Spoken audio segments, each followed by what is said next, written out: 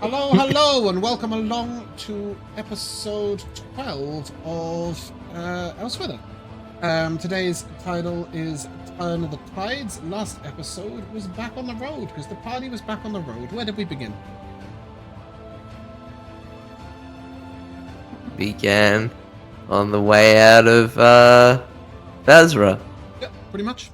You guys headed out through the south gate, I believe. Let's get a little map. See whether I am correct there. Gallania. Gallania is where we are, right? Yes. Okay, great. And you were headed down to a treasure cove that was marked on your map by a bard. Old.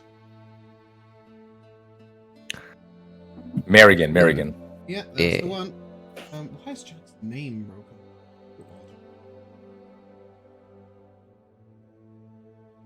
And as you were heading down the road, you encountered some various people. Who did you encounter on the road? Or what did you first see on the road? Were the kids got in the tree first?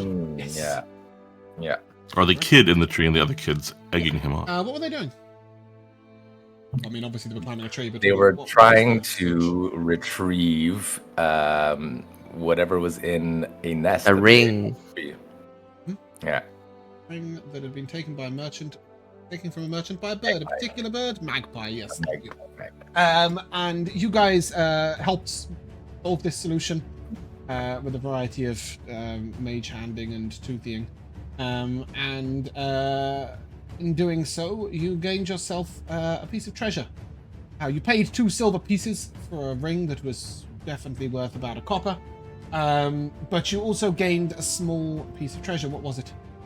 An earring with no back. Anybody tell me what the gemstone was in the earring? Ruby. No. It was. Scroll up. An aquamarine. No. Oh no, it was a No. malachite, no? An obsidian. No. Okay. No. I think we've thrown enough random gemstones out. Jack, do you have an answer? No. I can't scroll up far enough. Brisso beryl, I believe. Yeah. Barrel, that's it. Of course. Yes, of course. How could we forget? That's what I always look for when I go jewelry shopping. Yes. It may become important one day. So that's the only reason why. Crystal barrels are a little unusual and can be used for quite specific things. I think this is enough of this very exciting Elsewhither theme. Shall we calm it the fuck down? After that, you travelled on down the road, and what was special about the day, or the date more specifically? It was Pietro's birthday. It's something rise, I think. Where's my presents? That's the month. That Dream Rise is the month. Oh. The 10th. No, there was a festival. You passed some people down at the beach. Oh, that's right. They were throwing rocks into the ocean for. Usually shells and other washed up treasures as opposed to just rocks, but I'll give it to you. That's a Pietro view. Why? They must be throwing rocks. They were doing it for Karina. I guess Sunday's table don't know, apart from Josh, that on Friday Jack plays a character that worships every single god in Mazrea. And has recently just come I've to the become belief very that he's a familiar. cleric. He's not a cleric, he's a ranger, but he thinks he's a cleric. His patient knowledge, his patron knowledge, or pantheon knowledge has increased rather a lot. You guys didn't join in with those festivities and instead carried on down the road. What did you next encounter? A bench. Nope, before that. Damn. Oh, the married couple. Yes, recently married couple. They were Dragonborn. What was special about them? They seem to be eloping. Sure. They were not caring very much. Yeah, Why were they recently eloping? married. Because he's green. He's Oh, green! Silver. Yes. And Or silver. side note about discrimination towards green people. Josh and I went to see Wicked yesterday. It was fucking fantastic. Anyway, continuing onwards. Yes, he's green. And what did you do that was remarkable with this green dragon? We gave Gave them him a weapon gifts. spear. Gave him a weapon. Yes. They're not meant to bear arms. But alas, they are bearing arms. 4 of them altogether. Yes. Yes, Rico. And with that, you proceeded on to a view over the sea, and indeed a bench. What was special about the bench? It had ghosts residing on it. Did. And what did Rheawynne do to these ghosts? Shove them off. Bump them off the end. That's true. So they went for a walk, and they told you their story. Why had they remained? Because they're waiting to see their last of their line die. They're watching their children and grandchildren grow. It's the positive way of looking at it. Yes. They're waiting until their line dies out to go to their rest. And they gave us heroic inspiration. Sort of. What did they say? Kind of. They gave you the blessing of the ghosts, which gives you a specific benefit. What is it? Succeed on a saving throw. Yes. That's once ever, but what is most specific about it? You must declare it prior to making the roll. Yeah. And I'm going to reinforce that a few times so that it's ingrained into your brains, so that nobody fails a saving and goes, "Can I use that?" And I'll be like, no, you can't. Side note, by the way, Jay is currently not with us.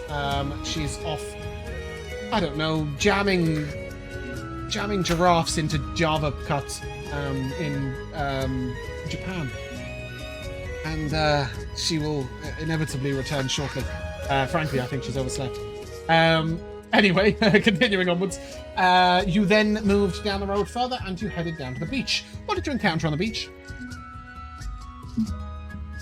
Some fish Sand and water. Fishmen, I'll give you that. Yeah, they were called deep ones, but you didn't get much information on them because you were rolled like shit.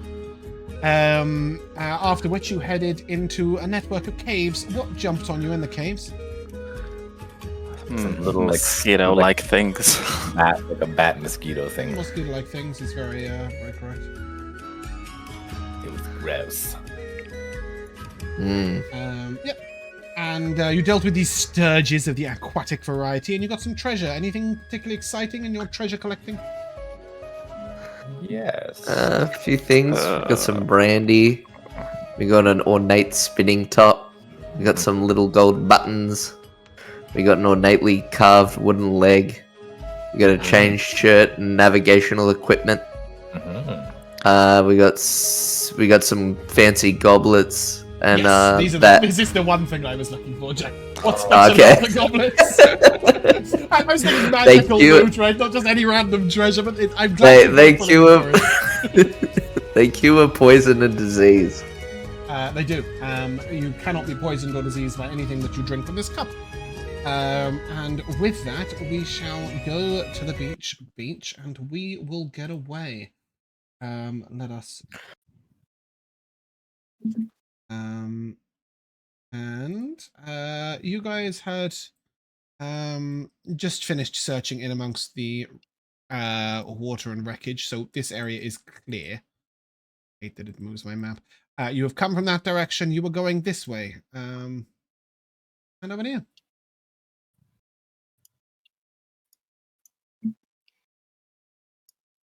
Hold on, where are we? Here we are. Yeah. Come on, then. Did we come in here to like hold on, mate. Have a rest or something, or no? You're looking for the entrance to the caves that Marigan had told you about. Got you. I can hear the water. Yeah. I mean, you came through the water to get here, so you will know that it is just there. Oh, there's another entrance or exit. Hold on, mate. No.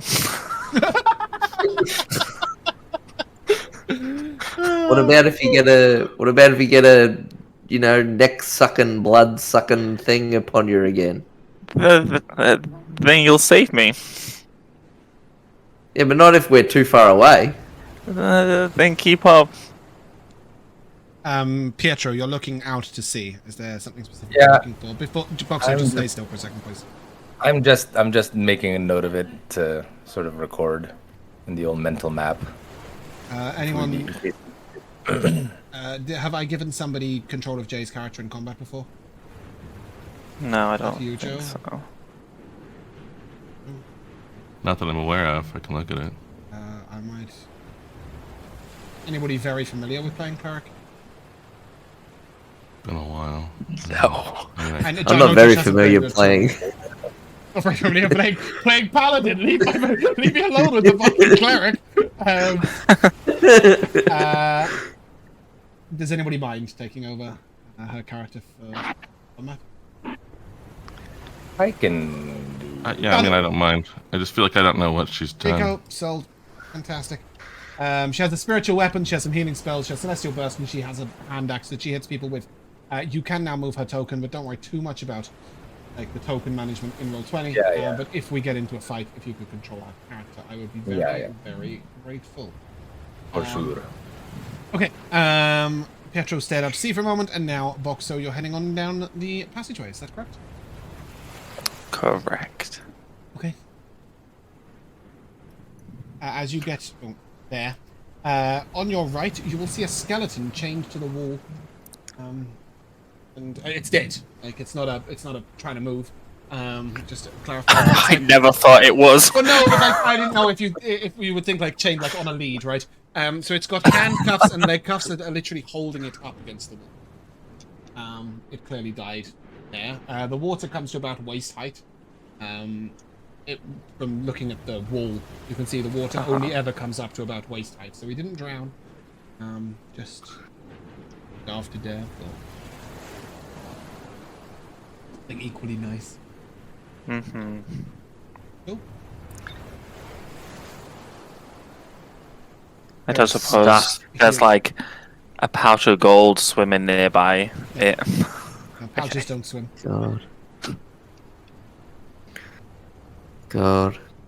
Imagine being stuck and forever being wet. Truly a horror. Yeah, Pietro's actually probably sort of ticked off that his feet are wet already. I don't mind. Boxxo, you see a couple of broken crates upon the ground, and then at the back of the water, you see what looks to be a sort of very well-made treasure chest floating about at the back of the water. I was gonna say, is there anything in this broken crate? But seeing a chest. No. Okay. You please move one step at a time. You get to here. No, just here, and then you can make me a strength save. I'd love to. The rest of you, please feel free to just join. Just come in the room as you wish. Oh, I was going to go the other way, just so you know, in that's case it was absolutely fine. dangerous. I will put you there. I just want you to be able to see while everything's going. I just wanted you to know I went that way in case it was dangerous. Yeah, it is I would not. have fallen the same way as Nope. Vel'zekiss. Absolutely fine. Strength save, Mr. Boxxo. One step back. I got a 13. Okay, that is a fail.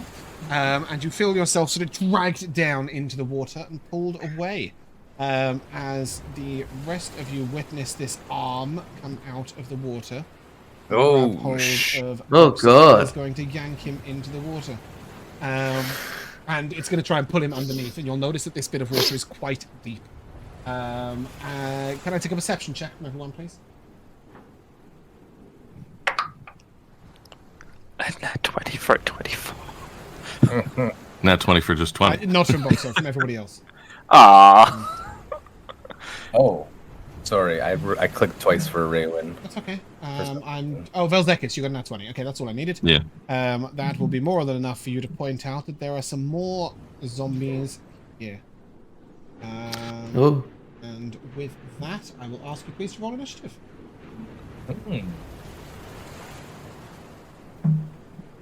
That's not half bad. That's even better. Oh, it's not better. Just -1. Does anyone want to take Pietro or Rheawynne's initiatives?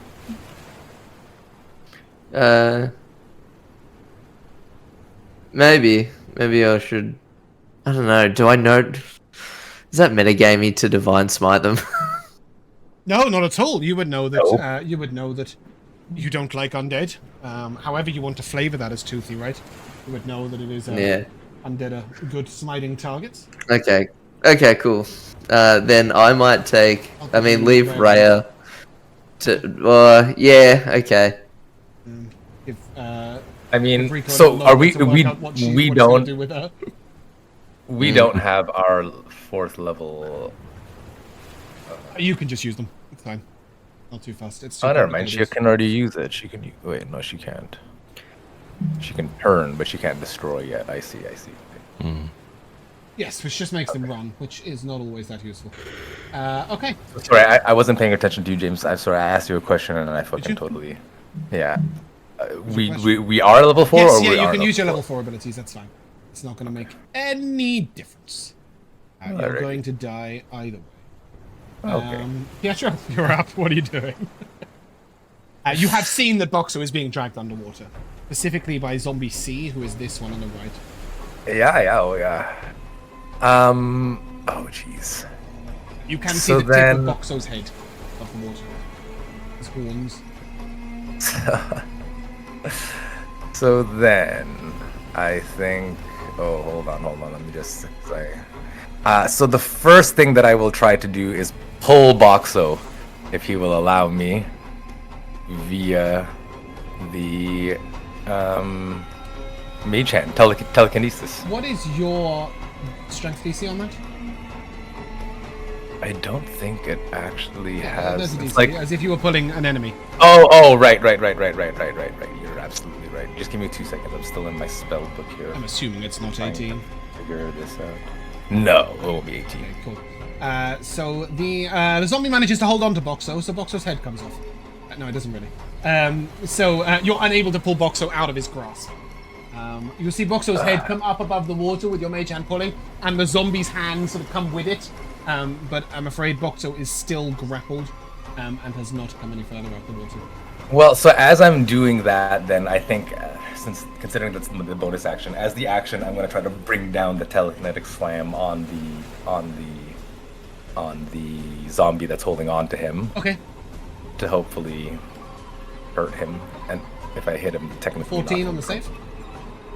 That is a fail. Okay. And in being knocked prone, you notice his arms sort of dissipate down as he sort of goes beneath the water.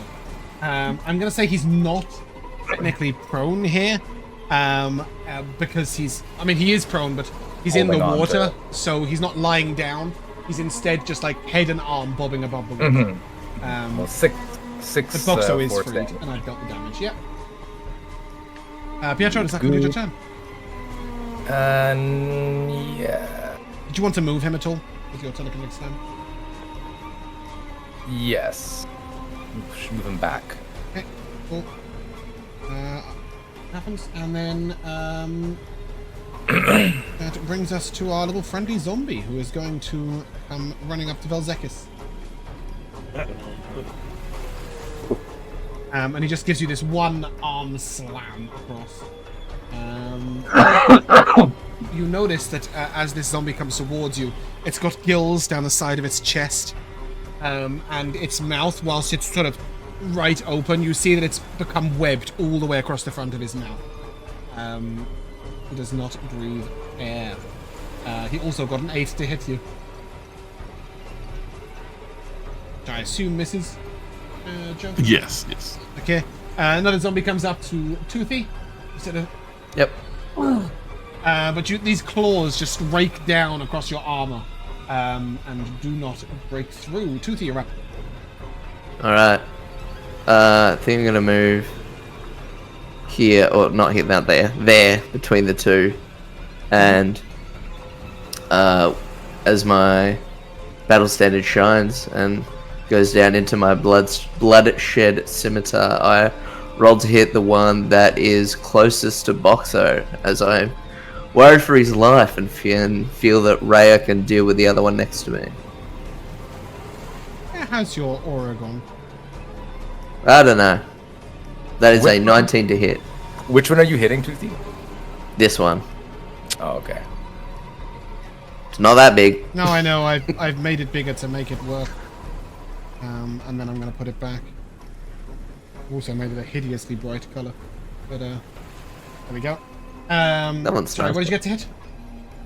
A 20, no, 19 to hit Yeah, on that this hits. one. Cool. And I'm gonna smite. Okay. Nice. Let's do 3d8 for a first double spell slot. And I do the 5 magical slashing damage. Yeah, okay. I believe the bloodshed scimitar is magical. It is indeed. And then this, yeah, and then the smite. Scroll down for that.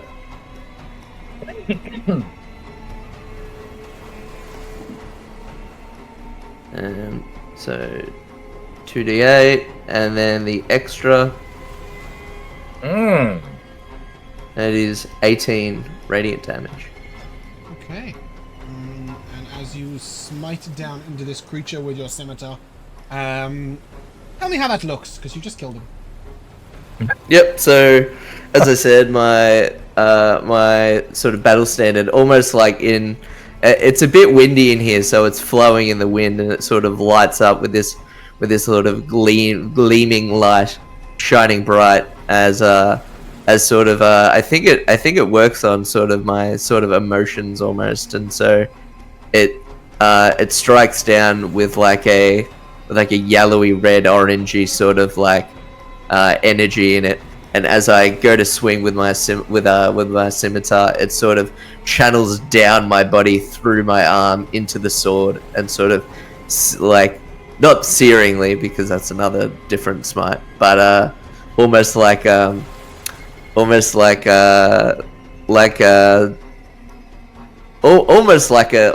holy fire, sort of, you know, sort of like just straight across into between the neck and the shoulder, and just slicing right through. Nice. And yeah, as you smite that creature down, anything else on your turn? No, that'll be the end of my turn. I'll be right back. You are grappled, which... No, you're not grappled. Pietro dealt with that. You're just fairly low in the water. There is nothing to stand on. This water is very deep here. I will manifest my blade and jab at this thing. This one, Yeah. you'll be at disadvantage. The stab will be at underwater. Would it balance out if he's prone? He is prone, that is correct. So yes, it will be a straight roll, but you won't get sneak attack on that. Yeah. Yeah. That is 15 to hit. 15 will hit. That is 11 psychic damage. Nice, big hit. And then I will bonus action disengage. Yeah. Can you swim?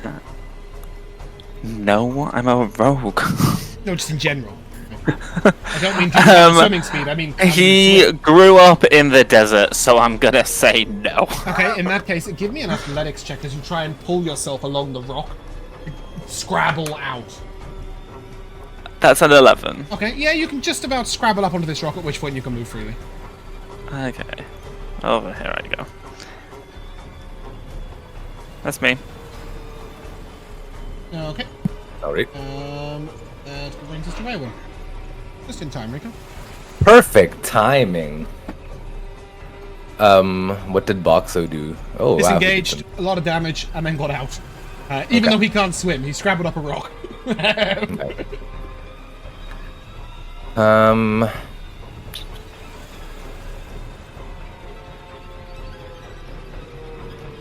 Rheawynne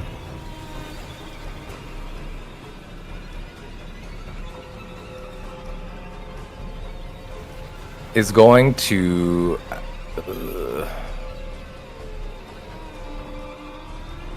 I was thinking about turning undead. Are you? But yeah. Not great. Probably wouldn't bother. Yeah. I wouldn't bother either now that I'm thinking about it. I think I'm just gonna use this cantrip, Celestial Burst. Oh, who are you trying to hit? We will target the one... I guess the one directly in front of her, why not? Oh. It's far enough away that it shouldn't impose disadvantage. Oh, how am I gonna roll this to hit? You should just Like click it if that. you got beyond 20. Yeah, that works. I did it. It's a 14. 14 Oh hits, no. 8 radiant damage. No, I lied. I hit it twice. It's a 10. 10 hits, 1 radiant damage. Boom. Okay, it's a warning shot, like that. She hasn't really got many bonus actions worth mentioning, so Vel'zekiss. You may move if you wish, Rico, while Vel'zekiss is doing things. No, I think that it would be very apt for Rheawynne to stand and defend Boxxo in this situation, so... Shield up, that stuff. I'm curious where some of these people are. Yeah, sorry, I can't hide things in the initiative tracker. It's too much shenanigans. No, I mean, things that I know. I just can't see them from my position. Ah, okay. Oh, yeah, of course, you can't see Boxxo. But I can, being runty and having a swimming speed, I think I can probably sneak through this gap and just go around to the other side of the guy. Yeah, that is the beginning of the water.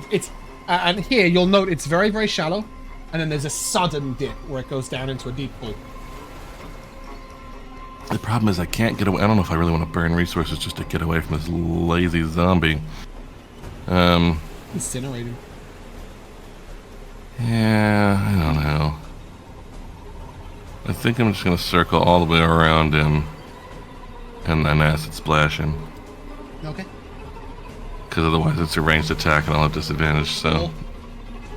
That's good. He will take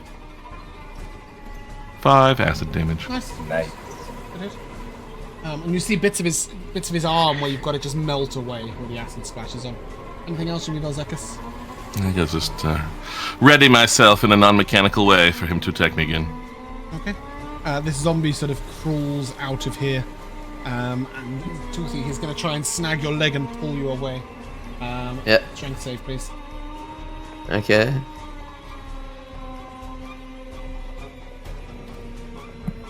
That's 16. Yep. You've now just got a zombie holding onto your leg. Alright. Pietro, you're up. Sure am.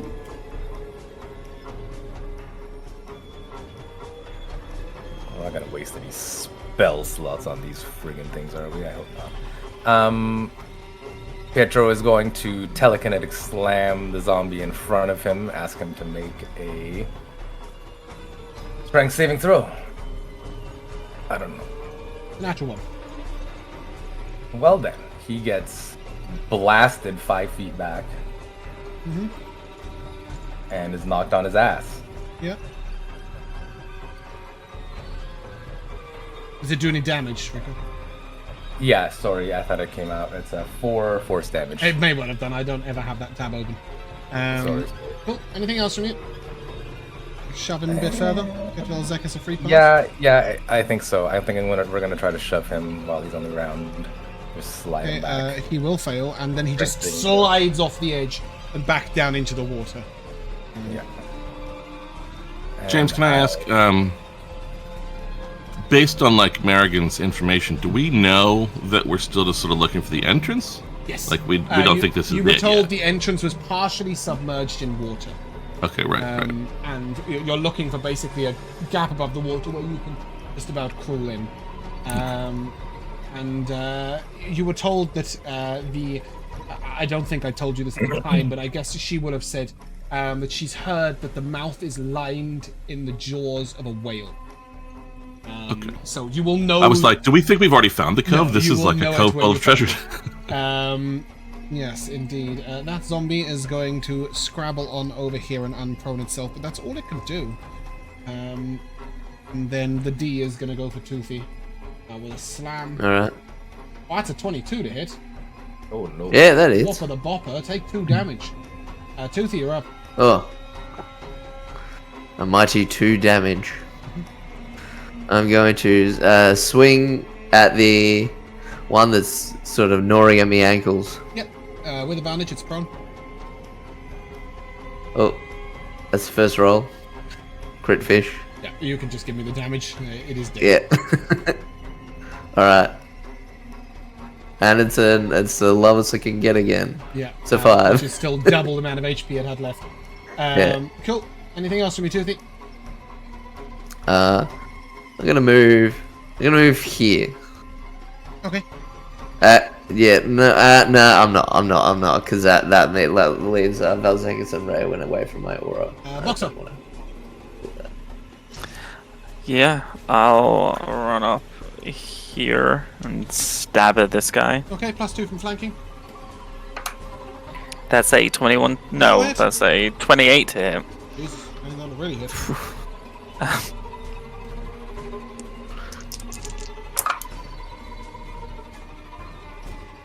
That's 17 psychic damage.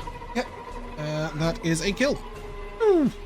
As you strike down into this creature, you just see it sort of, it looks like it's trying to gasp for breath, but its mouth is webbed over, and its gills are sort of heaving, and then it just falls to its knees and collapses in front of you.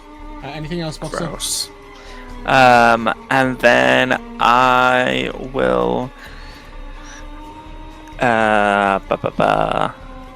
I will take the... I'll go back up here and take the hide action as a bonus action. Yep. That brings us to this dude who's going to come running out. That's his turn, Rheawynne, you're up. Oh. Rico.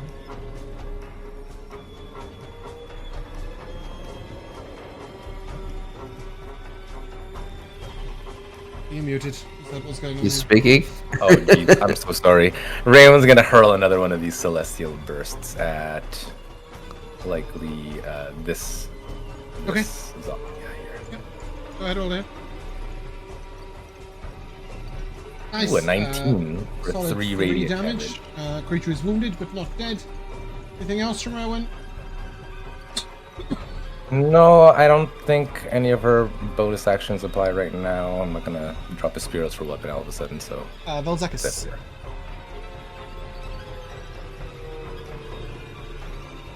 You are also muted. On Discord, is that You're right. I'm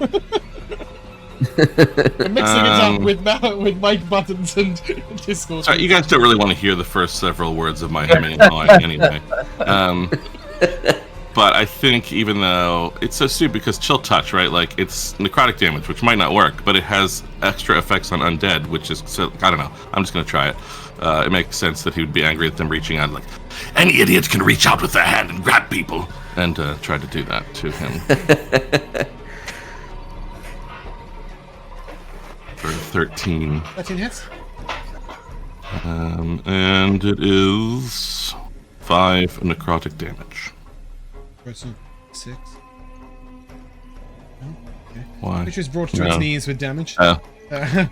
Well, if he tries to hit me, he's got disadvantage. That's what it does. True.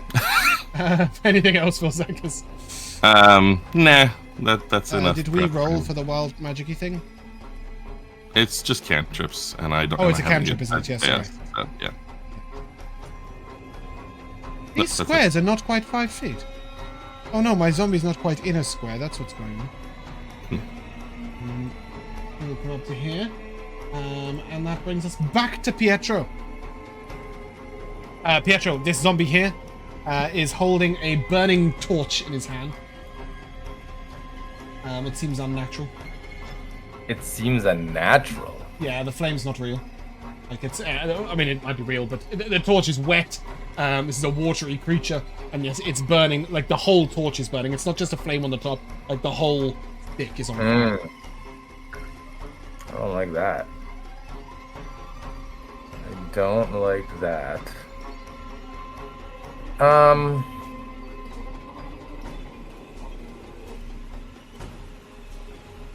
How far can I push this guy here? Measurement. That'd be nice. Okay, we're gonna begin the turn. I'm gonna push the wounded, or attempt to push the wounded zombie thing back as far as it can go. Yeah. Okay. He will have to make a strength saving Cannot throw make to a save resist. while standing on that slippery rock on the edge of the water. So he'll get Lovely. fall back down into the water. Then we're gonna drop. Our, You're gonna cast a spell. I am gonna cast a Real spell. A real spell, yes. A real spell. Whoa. So I need to find where I can drop. Wow, I have 2. Why are they multiplying things? I don't see any. Okay, I have to reload this one. So they are not. Is my answer to that. Like every time I move They take one. a little second to load. Okay, sorry. I'm just gonna reload roll 20.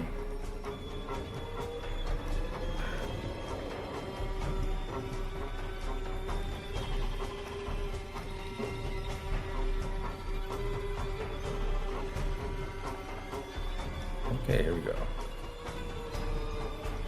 Try that again. Nice. Do we see it now? Yep. Perfect. So that. Okay. Full 3. You have 3 strength saves. Please. Give me the damage first, please, because it does. Sure. It does damage on half, right? It does do damage on half. That guy's dead.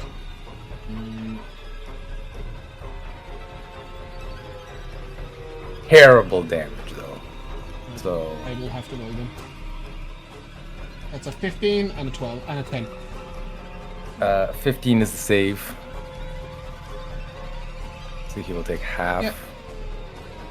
And F let's push succeeded, back. E failed.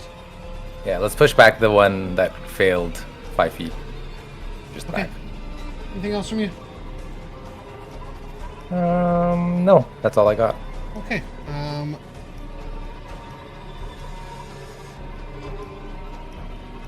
Zombie. Okay. Out of here. You're dead. Oh, you're alive. You are dead. Toothy, you're up. Alright. I'm just gonna walk on in. And they keep coming. I'm just getting more and more angry.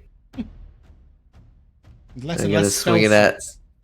yeah, swing at it with my scimitar. It's not an entire dungeon coming, don't worry. Go ahead. Swing away. 26 will hit. Yeah, that's a crit. Oh, is it? Yowza! Oh, he's Yeah. dead. So Yeah. flat roll. And then plus a 1d6. No, it's just. Oh plus the no, flat no, 6. no. Just plus a flat 6, sorry, yeah. So that's 16 damage. Magical slashing damage to the anything guy else with that? bearing the torch. Pardon? Are you smiting or anything, or is that? No, that's it. Cool. Make a dex save, please.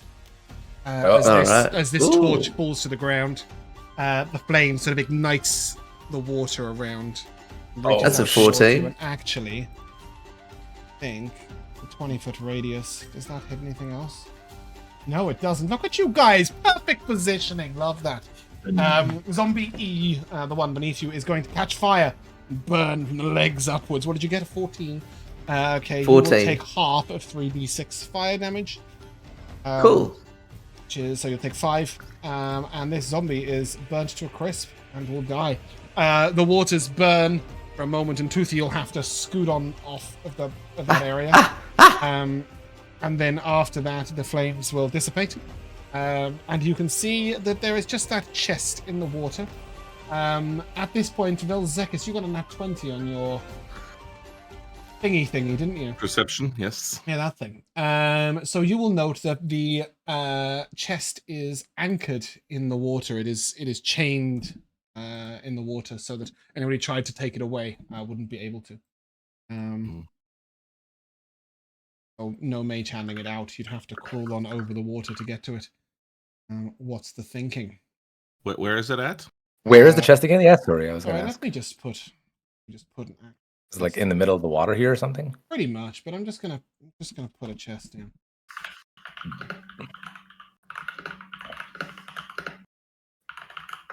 To find my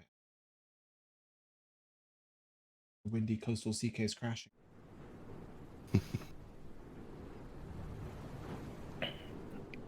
I mean, it's somewhere here. It will appear shortly, but it's in the water. Well, Okay. I can swim, so we'll swim over and look at it.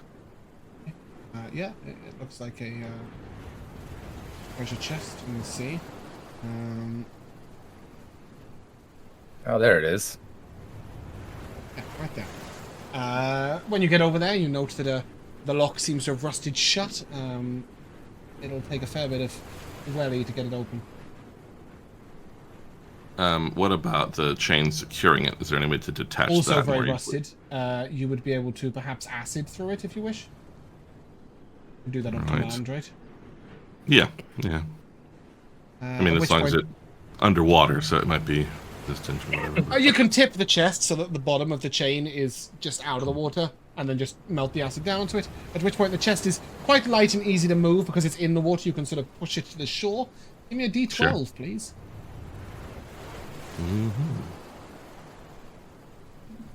There's the 12. It is a 3. Okay. Inside here is 42 copper pieces. And whatever a 3 gets you, there's a treasure card in your cards, Joe. Wow. No idea what a 3 will get you. Beautiful Little signet rust. ring worth 11 gold pieces. That's absurd. Wow. I should probably make that 1 gold and 1 silver if I'm being honest. But I quite like it, so we'll leave it at 11 gold.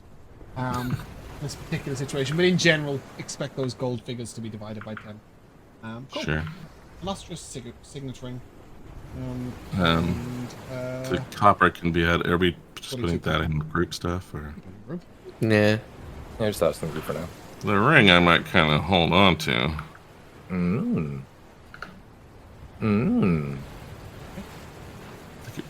Puts it on and then just looks at everybody. Do you want to put it in your You have now got inventory? to the XP you would have been at if you had have won this fight, right? So, Yeah, okay. yeah. What are the initials on that ring? Why wouldn't you know they're mine? I'm trying to think, like, Pietro's like trying to think, like, how would you initialize Vel'zekiss? Is it VZ? Is it VK? There are no initials on the signet ring, however. It is instead a little crest that you would stamp into the wax and then stamp onto a... Yeah. Yeah, history check, Vel'zekiss, as you look at the signet. Yeah, sure. Pretty unlikely, you know this. It's a slim chance. 13. It looks like a noble crest, but not one you recognize. The ring looks old. Sure. And standing where you are, actually, Vel'zekiss, you will be able to note the whale-mouthed entrance down here. Oh, that's a big circle. Down here. At the moment, the tide is too high, and all you can see is a very little tip of it. You would have to go completely underwater to enter it, but you would know if you wait about 4.5 hours to about 9.5 hours. There'll be a 5-hour window in which you can enter into this cave. Yeah, I pointed out. Well, it looks like we're all going to have to swim or wait. I don't do well in the water, as you might imagine. There are plenty of rocks here under the waves. Do you sink? Yes, rocks have been beaten and worn by the waves over the years. I want to sink. I just don't swim very well. Some of the rocks that have been weathered by water kind of look nice, though, don't you think? They're all smooth, and you put them out in the sun, and they get all warm. That's what we use as pillows sometimes. A rock. Yeah, well, like we put like a little bit of like leaves down. It's like as padding, which we stitch up a little case for. But like the heat from the rock, like goes through the leaves, and it keeps your head all nice and toasty. It's always so interesting talking to you, Tooth and Claw. I suggest that during these hours of conversation, you also set up a campfire, potentially eat, take a long rest. Yep. All that mechanical stuff. Yeah, so feel free to do all those things. RP for like 4 hours. You can please RP for 4 hours. Take it away. I didn't want to shut you down. I just wanted to make sure that people were also doing the mechanicky clicky things. Did you say long rest? Yeah, 100%. It's a 5 to 8 hour wait here because of the tide, so you might as well rest waiting for the tide to go out. It'll also ensure that you're all spell slotted up and ready. All right, I did it. So no taking it back. No. You're camping on the beach. It just, unless anybody goes diving in the water looking for enemies, you should be fine to take a long rest. What kind of day is it? Is it warm or is it cold? So it was quite a pleasant day throughout the afternoon. I think it was... When did I say it was at the end of the thingy? So about 5:30, 6 o'clock when you got to this cave. So it's already early evening. The chill is beginning to set in. Dreamrise is early to mid-spring, I think. Can you long rest Rheawynne? Yeah, I will do. But yeah, early to mid-spring, so it's not too cold. I'm not going to give temperatures because I haven't got a clue. I don't know, 15 degrees, something like that. That's nice. Oh, it's a bit chilly for me. Very cold in the US. I don't know what that is. 50 maybe, 560, around there. But yeah, it's manageable. And certainly if you've got fur. Yeah, I mean, is anybody doing anything interesting over the course of this rest? Are you wandering along the beachheads before resting? Are you just making up a campfire and gathering around it with your tents? What's the thinking? I don't think I'll have anything yet, except for other maybe than using coinage or something random we've seen in a chest that wasn't worth anything. But I'm on the lookout for a tiny but decent piece of metal to try to make a new back for that earring. Oh, There may be nothing that we have at the moment. I mean, I guess what you could do, you got a chain shirt. So you could definitely break a couple of the links off the bottom of that. Or even one, I suppose. Yeah, that would be my recommendation. And it's already a ring, so it's quite easy to manipulate that metal as opposed to a solid piece of, a coin. Yeah, I mean, it might not be good. Like, you could get like shitty metal that's not meant for jewelry, and it's gonna like corrode your ear. Mm-hmm. You would know that the chain shirt is at least designed to be worn over skin. So, I mean, ideally you've got that cloth underneath it, but if it does rub against the skin, it often doesn't cause too much issue straight away. Go ahead and give me a jeweler's... Yeah, you get what I mean. One of those checks. Mm-hmm. It is a 18. jeweler's tools check. That is not an easy thing to say, and I don't know why. Oh, with an 18, it's a beautifully fashioned back. It doesn't match in color. Obviously, it's a dark, chain shirty grey. And the ring, I believe I said, was silver. With a chrysoberyl, I believe. But you can only just about see the silver around the settings. It's mostly the gem you see. Yeah, and it's Pietro who has that, is that right?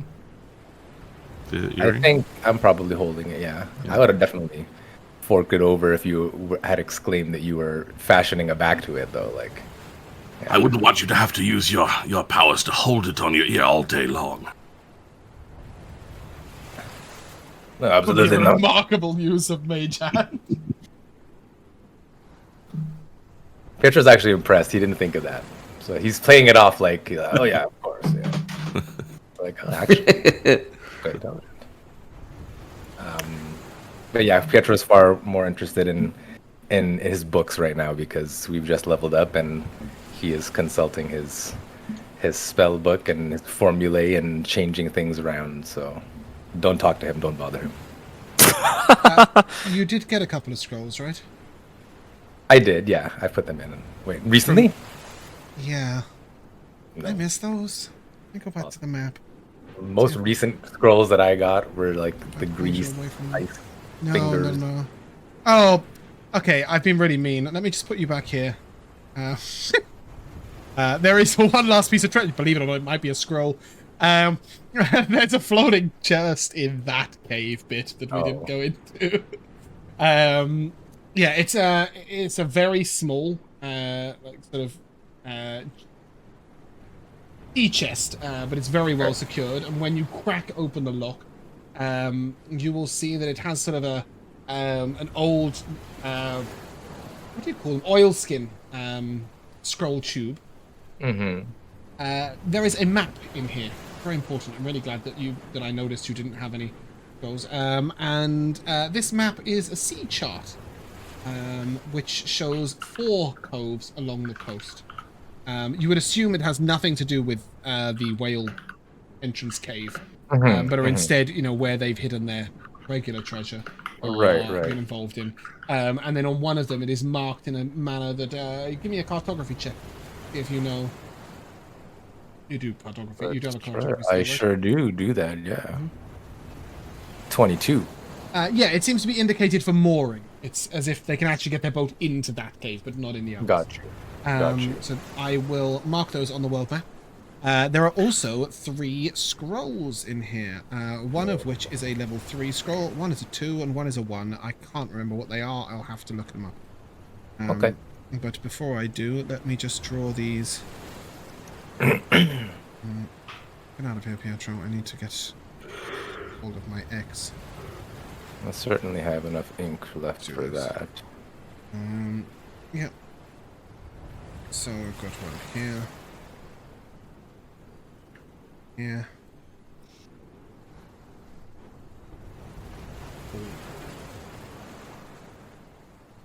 There are now 4 blue crosses, which are the moorings. The very south one over at Essera. Are you on the world map with me? Yes, you are. Great.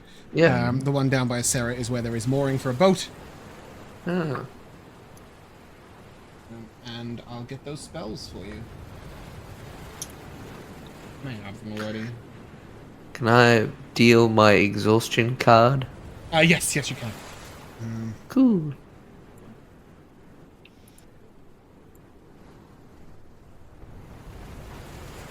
Bugger off.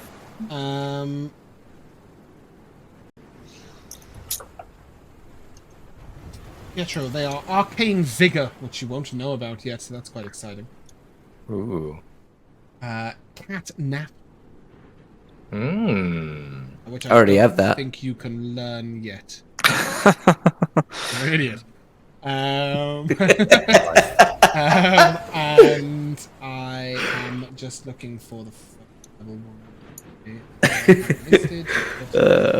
What was the second level one? Arcane Vigor, Vigor. Arcane It's a new Vigor. spell. I thought it was very, very cool. So I quite liked it. Oh, and Tasha's Caustic Brew. Oh.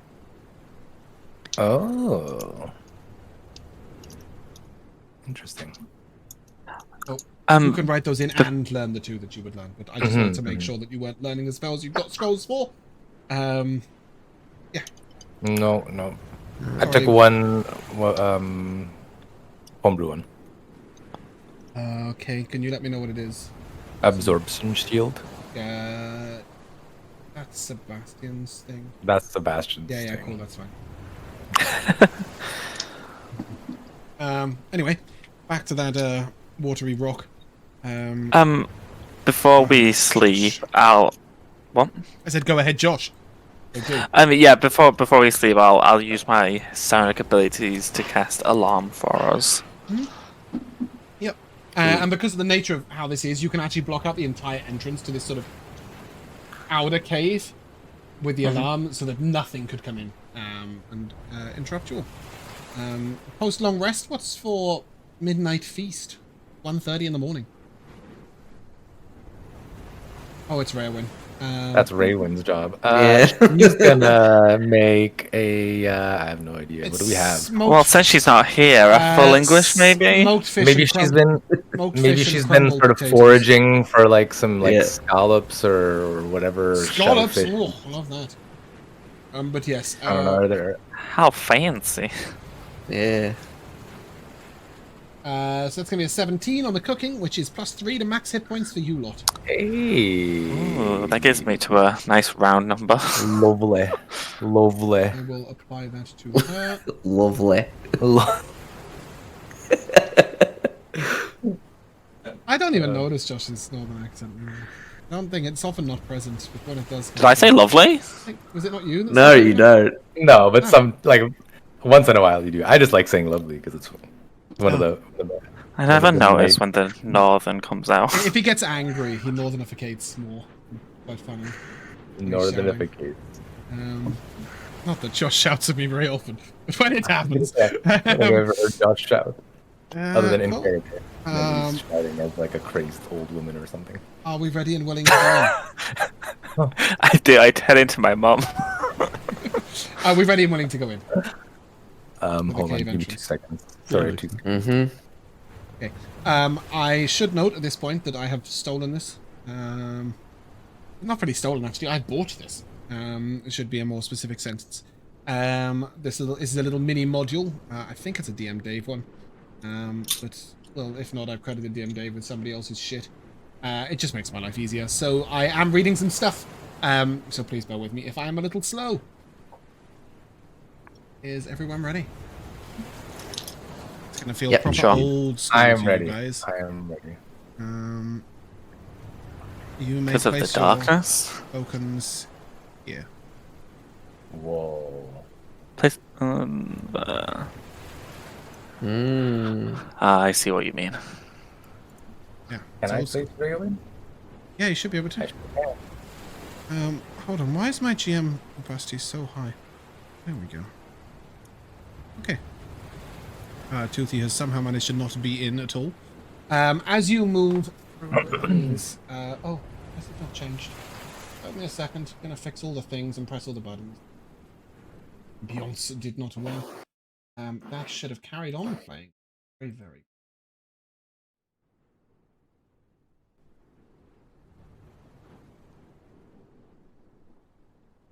Save.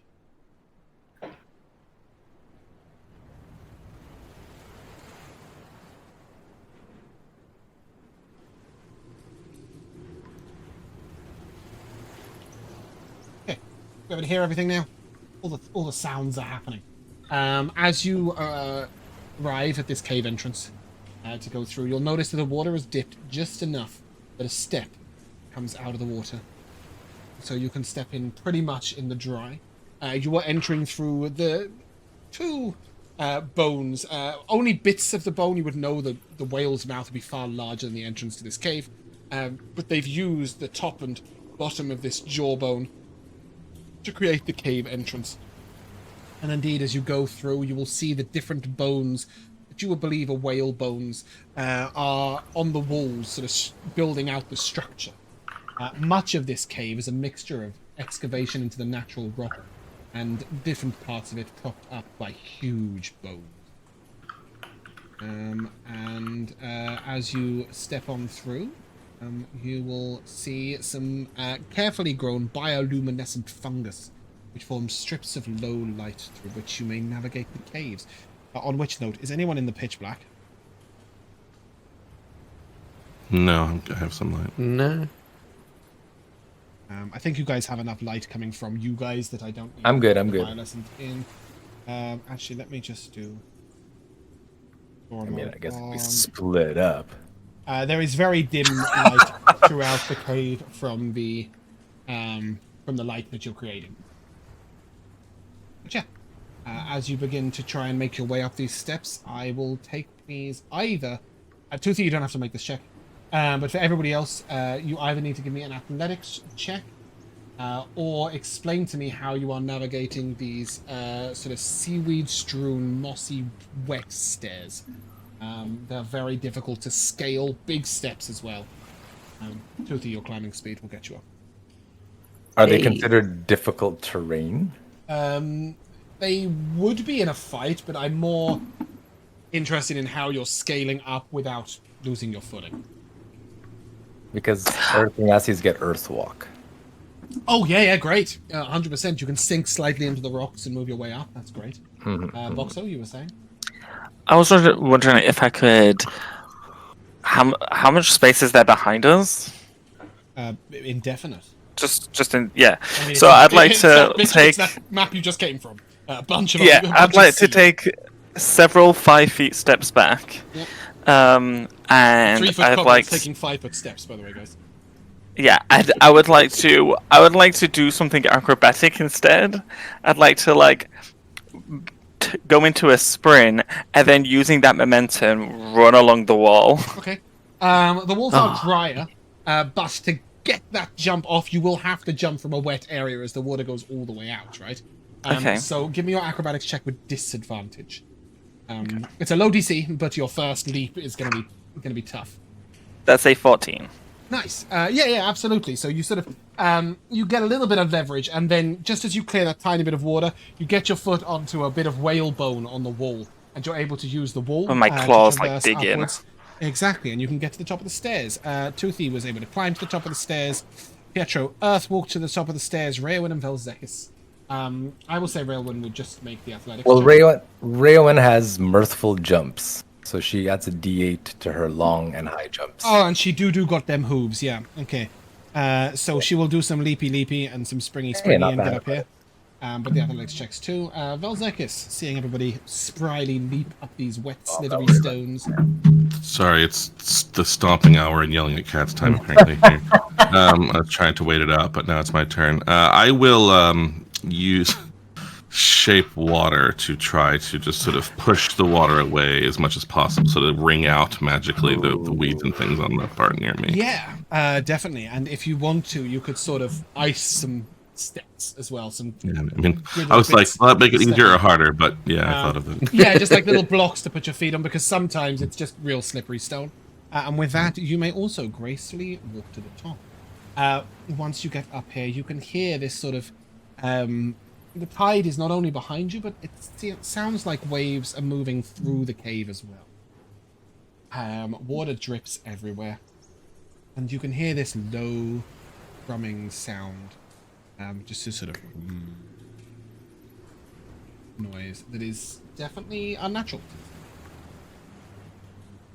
Does it seem like it might be magical in nature, or just sort of like a naturally occurring phenomenon? Do you have stonemason's skill, or just stonemason's knowledge? Do you have a skill for stonemasonry? I have mason tools. You have mason's tools? Great. Yeah. Give me a mason's tools check with advantage. With advantage? Hell yeah. You know your stone. The your 24. And you would, seeing all these whale bones along the wall, many of them are hollow. Lots of whale bones are hollow. And seeing the air pulsing through the cave, you would work out that the rushing of the air through these tubes is creating this constant low humming noise, almost like a sort of a deep brass horn. This place was built with acoustics in mind. You hear that? A goose sticks. What's a goose sticks? Goose sticks. What? The resonation of a sound. Oh. Like somebody wanted this place to make a noise. Something like that.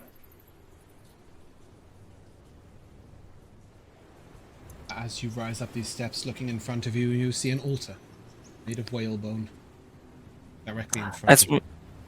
As we traverse through this place, I'm going to try and keep a lookout for traps. Okay. Yeah, as you look around on the ground, just give me a perception check for now.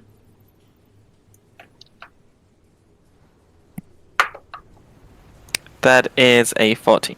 Yeah, so you would note that given the rough-hewn nature of the ground and the fact that water floods in and out of this cave, it's very unlikely that any mechanical traps could possibly be placed. However, you will note that different bits of the ground look like they might crumble away at any moment. Stalactites up at the top look like they could fall, and different bits of the walls are crumbling away, especially where steps are involved. The cave is a trap enough as it is. Sure, I was more thinking like further in. Because further in it won't I take a note of that, but I'm just saying in this particular place. Yeah. Yeah. Cool. And looking ahead, you see a strange whalebone altar. You can see that there is sort of recesses in the stone. Mr. Stonemason, give me another check for this to understand it. But what is much more interesting is that above this altar, you will see a corpse hanging by its wrists above it. It looks fairly recent, perhaps only a week or two old. It has had its belly sliced, its entrails have spilt down upon the altar. It is very clear that somebody has used this recently. That natural one on the Mason's tools. These recesses were clearly used for gems and stones, but to do what or to create what effect, you're unsure. They've obviously been stripped away by looters. Can we approach the altar? Of course you can. There is a foul odour emanating from it, from the corpse has been left there, and the bottom of which has been covered in water a few times. The entrails are sort of there and rotting away onto the altar. Can I sort of I don't know. I don't want to approach it. It scares me. Can I mage hand all the shit off of it? You want to push like the entrails and stuff away off the top of the altar? Yeah, and you do see a small plaque in which 4 gems are embedded. That is where the offering is meant to fall. I'll take a step closer still. I begin to You should wonder be if it's careful. worth us going here if others have been here so recently. Wait. The gems still lie on the altar. Why take the other ones?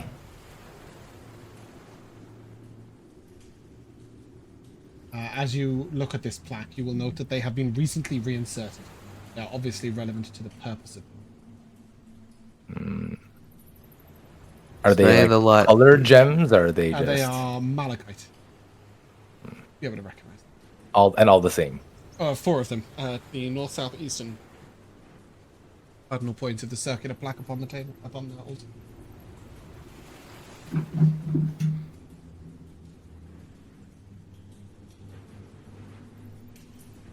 Just whatever you're gonna do, Pietro, just be careful. I'm not gonna do anything. I think we should leave them there. Yeah, good. I'm with you. You do notice some steps leading down to your left. How big are the gems? Centimeter. And- Marble And size? Yeah, where marbles. they're placed, where they're placed, is it shaped for that kind of gem, or is it just they like? have been inserted into a circular plaque that is obviously designed to house these 4 gems. Okay. If we have a moment, I would like to try to detect magic, but Yeah. it would require standing here for 10 minutes. That's okay. and I can sort of- assume that you were casting this on the way in. You're investigating a cave, Yeah. of course. Yeah. So you would have got your ritual up in place. You do notice a minute conjuration circle has been placed upon this plaque. Something is obviously summoned here after the sacrifice has been made. That is very obvious to the detect magic almost immediately. You note that the magic is latent and not currently in use. I mean, I would have relayed that to probably Vel'zekiss, who's the only one that may understand what I was even talking about, but not really important to the whole group. More importantly, Pietro will sort of just say, "Don't touch it! Until we leave, at least." What if we leave a different way? These cave systems, they all run back into each other, don't worry. Not only that, but on top of that, Pietro, you may you may tell him that malachites are not worth a lot of money. A couple of That's silver also pieces true, each. yeah. I know I've got one. I just want more. That is absolutely fine. Yeah, think of what else could be in this cave, Boxxo. You see Yes, if his any luck. pupils dilate as you say that. Let's go down. Okay. God, why is Pietro leading the way? I'll lead I'll the lead way. the way since I'm looking for traps. Okay. This is good. This is good. Yes, I like this configuration. Hold on, there was a symbol for a door here, and now it's gone. Really? It shouldn't have been visible to you. So, Well, it's gone now. yeah, it shouldn't have been visible. But as you, I don't know how to explain it, but there's something here. there is a huge fucking lever. So that might be. Oh, an okay, yeah. indication. I'll hold the lever. Yeah, you put 2 hands on the lever and yank and nothing happens. You cannot move the lever 1 inch. You will notice it has magic inscriptions along the entire length of it. Are they readable? As you look closer, they are arcane in nature and no specific language. But you will notice a recess at the top that has a tiny little needle, a pin in it, if you will, a little tiny sharp bit of metal in the recess at the top of the lever. Embedded into it? Yeah. So basically, you've got like a lever, and then you've got like a little dip in it, and then in that dip is a pin. Mm-hmm. Very sharp. I'll point that out to Boxxo. No, Josh, it's like a small piece of sharp metal coming out from the lever. You can't pick it up. It's just. It wants part the of blood sacrifice, I think. that. Yeah. Yeah. Oh, then I turn and look to the player who's not here to lose health. Rheawynne will just shake her head at you. Oh, bastard. I'll do it. A brave soul. I've got your back. Toothy, you place your thumb upon this pin, and you feel. I've just done this to your other character. You feel your blood being leached away from you. You must spend a hit die, please. Ooh. Gonna get sucked off again. He got vampired on Friday in the middle of the night by a friendly little girl. You guys should now be able to open that door. Can I really quickly refill my coffee? Yep. Yeah, I think we're about halfway, aren't we? Well, an hour and a quarter in. I'll be not but 10 seconds. Okay, cool.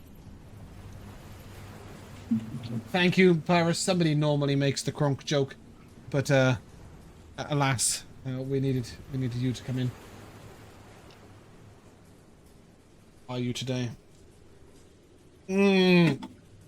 Josh, stop. I'm waiting for Rico.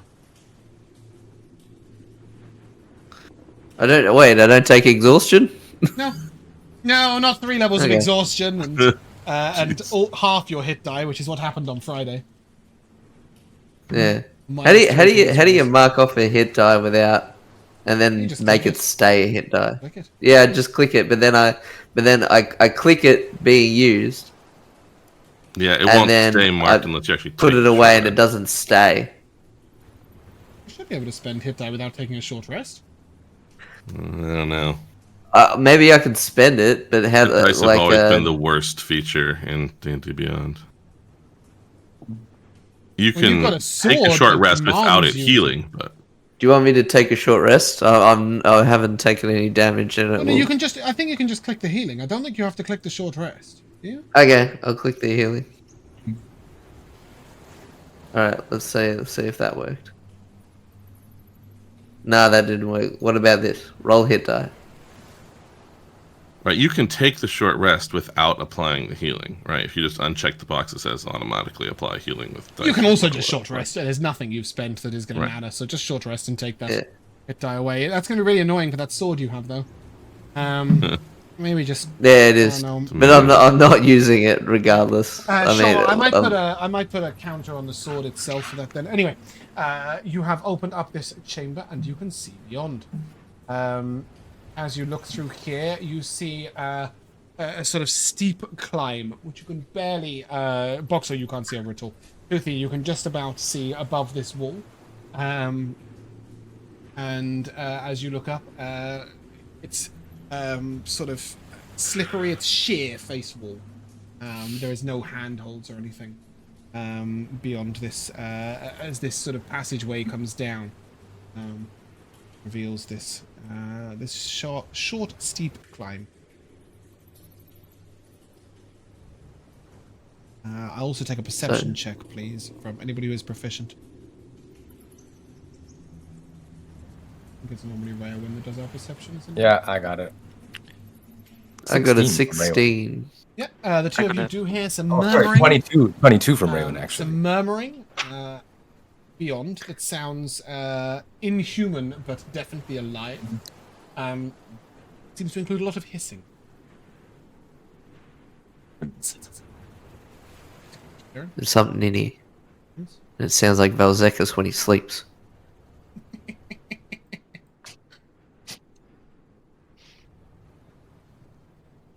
Perhaps we should approach quietly. I don't know if I can do that in what I'm wearing right now. You also have That's to sort climb of- a wall to get up there.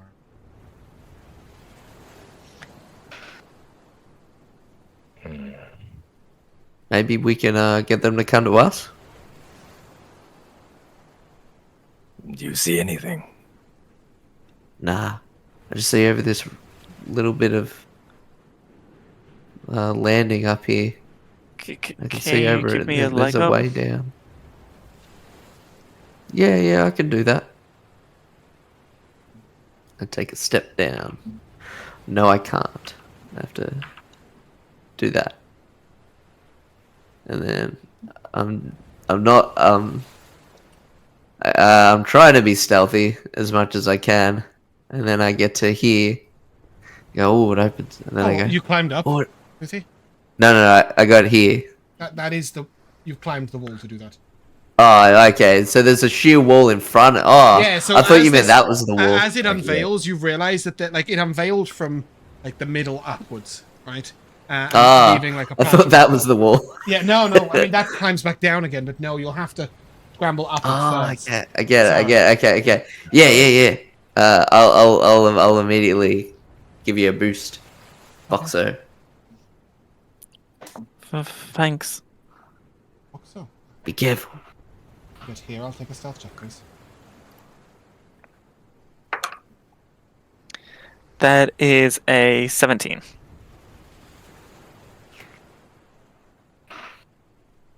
As you step on the corner. What on earth? 17. You just hear... Something is near. I can smell it. I can't see it. I can't hear it. And you may take one step here, just so that you can get a nice little view. I could already see. You see 3 Noggers standing along They the look like they don't have snake-like edge. eyes. They do not have any eyes. And their body down at the bottom is not... they have legs, but they've got wide, splayed, webbed feet. Clearly designed. They have full tails as well, by the way. But wide, splayed, webbed feet that look like they're more designed for swimming than they are for walking. Boxxo, as you look down to your right, you will see a lever here that looks like it opens up the passage back into the altar room a different way. Okay. Since I can see Toothy, or at least his head, To the edge, and you'll be able to look down. Yes. I will create a telepathic link between us using my psychic whispers. You can target the whole party with that, right? I need to be able to see them. How long does it last? It will last a number of hours equal to a psi die, which is 4. Okay, I'm going to be a little kind here and say that I think Boxxo would have had the sense to set that up prior to prior to moving away, right, up the wall. Okay. Is that fair? So I'm more than happy for you to target the group. Yes. I mean, I can see Boxxo. So. Technically not. I can't create an elevation wall in D&D Beyond. So, I mean, effectively, I suppose, to all of you, this door is just closed. I guess it depends how, yeah. Right, I realized. Yeah. Yeah. I thought you said you had to come to the edge anyway to see Toothy. Yes, so. if he had have moved his token just to here, right? Then you would have been able to see his little head poking over. But yes, Boxxo, you can set up that for everyone. Hello. Yeah, and I'll tell everyone what the things that I see. Okay. Will you also tell them that there's a different passage back here?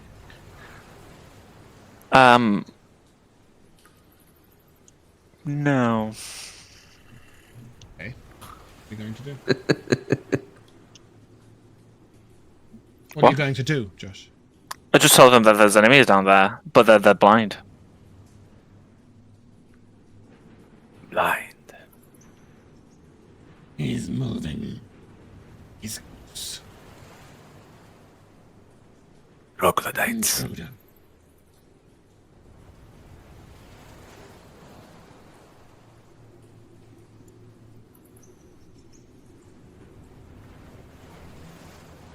You think we can avoid them? What if they're protecting the treasure? So you're going to kill them then? Oh, you remember only talking to him.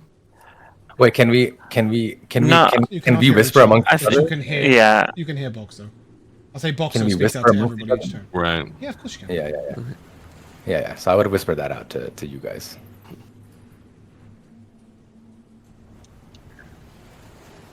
I guess we'll have to take them out. Are they large?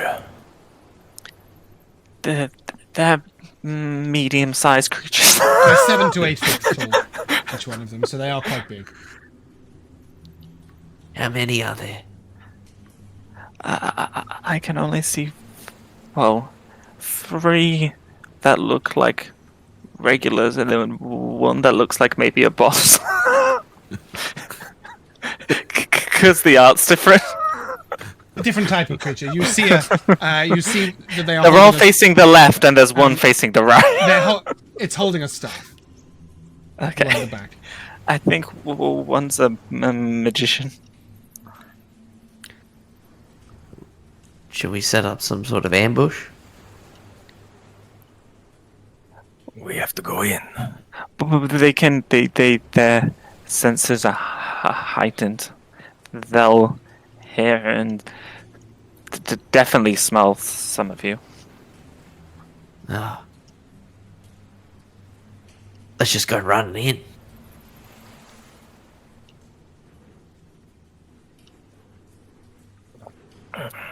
Is there space up there for us to hide with you? Yes. You get us up, Vel'zekiss. Boxxo, you think you're going to hide 4 people in this space? What? There's like 1 square, okay, 2 square, I'm 3 sure. square, 4 square, 5 square. Hide is a strong square. phrase, but okay. Well, we're up above them, so Well, they can't, and they're blind, so they can't see us. They can only smell and hear us. Yeah. Just so that the rest of the party are aware, if you go up that platform, you are 8 feet away from the enemies. Yeah, no, I mean, I can. I don't know he's if you guys can see standing this, there, but yeah.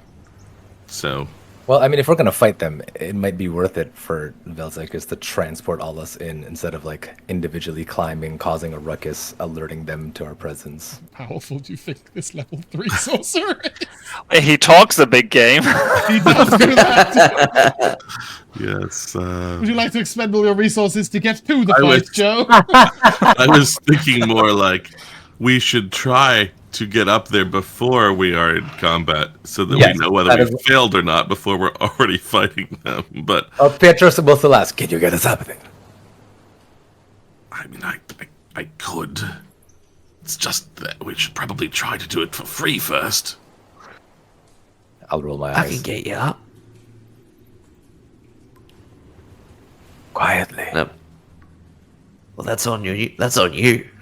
And I put my knee down. And I put my hands on my knees.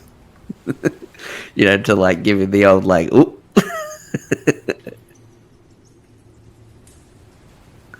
We're agreed then. We fight this out. And I look at Rheawynne. Stoic as ever. If you are ready, she will she will gladly take the first leap if you wish. Well, she Gladly.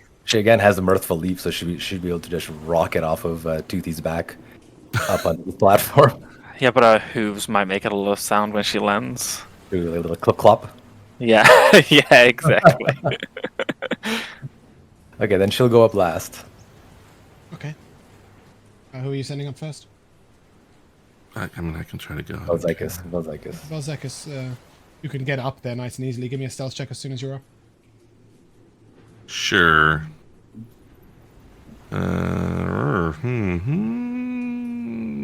Actually, since I'm going first, I don't want to ruin it first. I will advantage this with Tides of Chaos.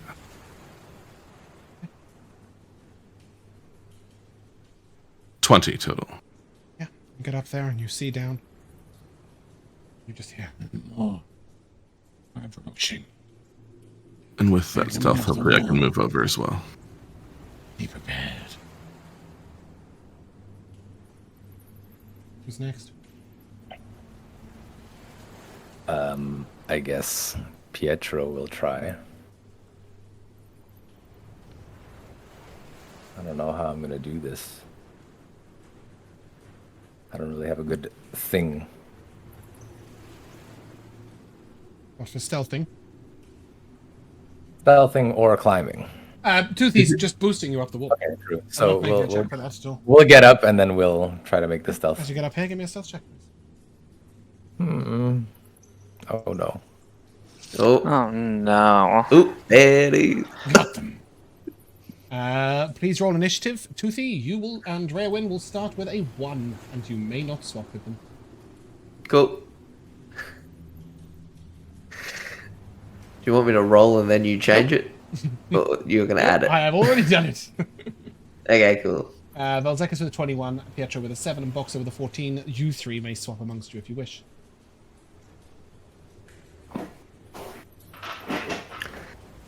I don't need to. I mean, I could. I mean, no. It's up to you guys. If I went first, I would probably throw some sort of big spell at them.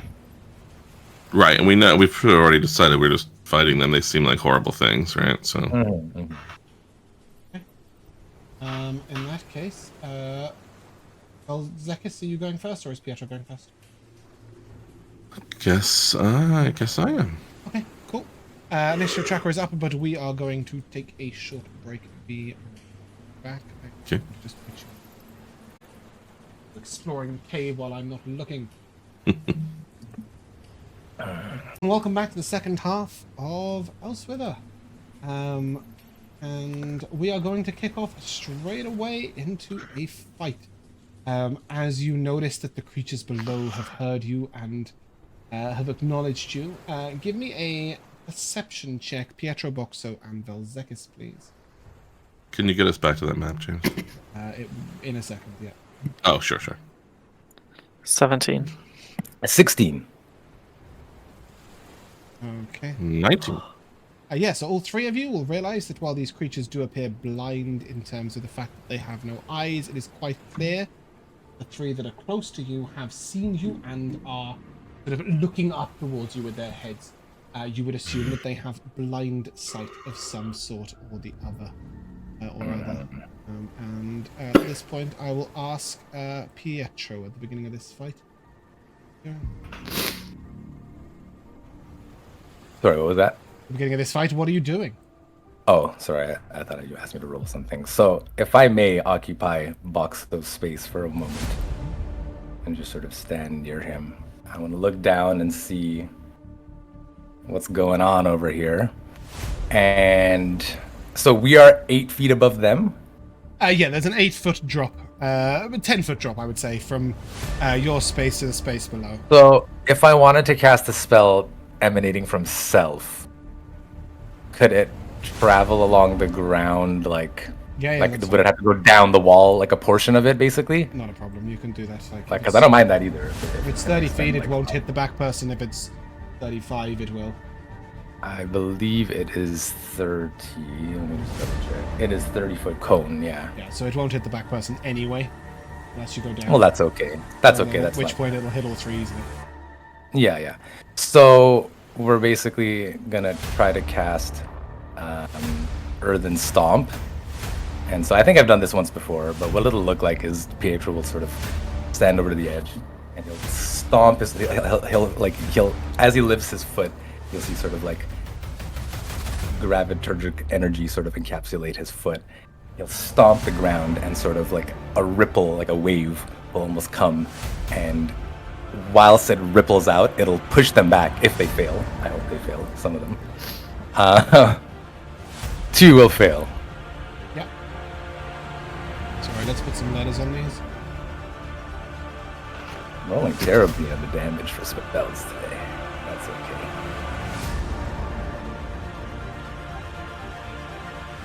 Okay. And so, Damage unfortunately, it'll only deal 7 damage. 2 fails. But the 2 fails will be knocked back 5 feet. Okay. Anything else from you? Is there anything else from me? They're grouped up quite nicely now. I'm gonna move away from the top of the thing in just a second. I just want to see if I'm gonna do anything with the bonus action.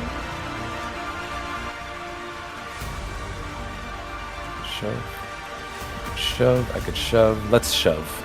Let's shove the one. That one. Yeah, sure. He's closest to me. Give me a strength save, buddy. Yeah. That's a 9. Get the fuck out of here. Okay. And then I will take a step back here. Okay. That brings us to that creature. Who's going to take a step forward. And then he's going to take his trident. And you'll notice that his trident has like a long, sort of very thin chain that is wrapped around his body, coming from the end of it. He's going to throw his trident up to you, Pietro. That is a 17 to hit you. That would hit if I didn't shield. Okay. As you shield it, the trident sort of stops and then slips downwards, and you see him reel the chain back in. And he will... that's him. Which brings us to our friend, the staff holder at the Satyr. And she is going to cast a spell that you will recognize as Bless. She blesses her 3 myrmidons. And will step down here. Boxxo, you're up.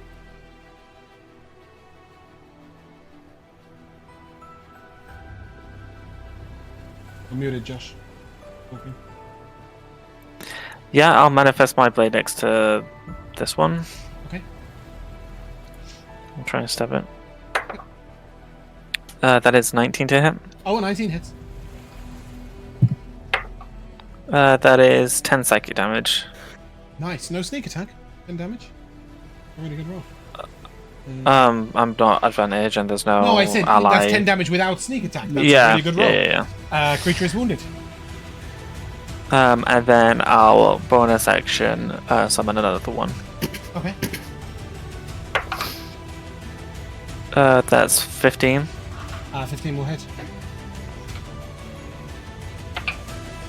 And that is 9 psychic damage. That is enough to kill it. As 2 psychic blades manifest in front of it and bring it down, that creature falls to its death. And this priestess utters a sound that just sounds like disappointment. That concludes your turn. I'll move there, and that's me. This next one is going to come over here and is going to throw its trident up and try and find the gap and get Vel'zekiss. Is... as it goes up, it sort of collides with the edge of Pietro's magical shield and bounces off to the right. And seeing this creature is going to back away. Move around the rocks. Vel'zekiss, you're up. Alright, I'll step up to the action platform momentarily. I don't know, she said she went down. Can she be seen? Yeah, she's you can see like a head and shoulders. I will say she's got quarter cover. Class in our world. Right. And I don't have that to use. What the hell? First level Chaos Bolt. Okay. We'll begin waving the old hands and Cosmic Nukasan. And she will get hopefully hit by a 19.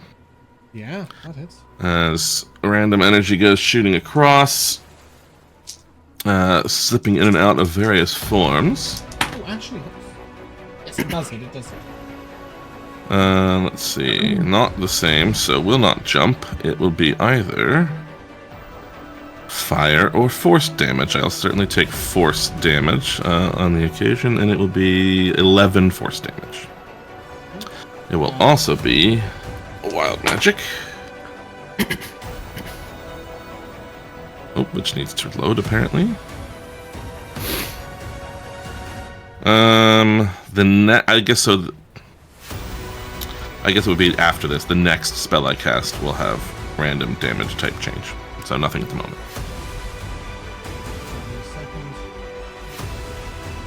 But I imagine that sort of chaotic energy of my Chaos Bolt sort of swapping from damage to damage to damage as it zips and pops across the room. Now sort of that same energy kind of keeps happening around my hands, you know? Like I can't stop it. Okay, she succeeds on her save to not be have her concentration broken. Right. Okay. Anything else for you, Vel'zekiss? I may as well step back again. Pietro. This one is going to throw his trident at you. Okay. It's a miss. It's the shield. That's a 19 to hit you. It's the shield. Okay, and he is going to move backwards. You just hear this frustrated muttering from around the corner. And you will see a woman, female Naga step around the corner. Seems a lot more powerful. She has a much larger stave. That is pretty. Okay, that's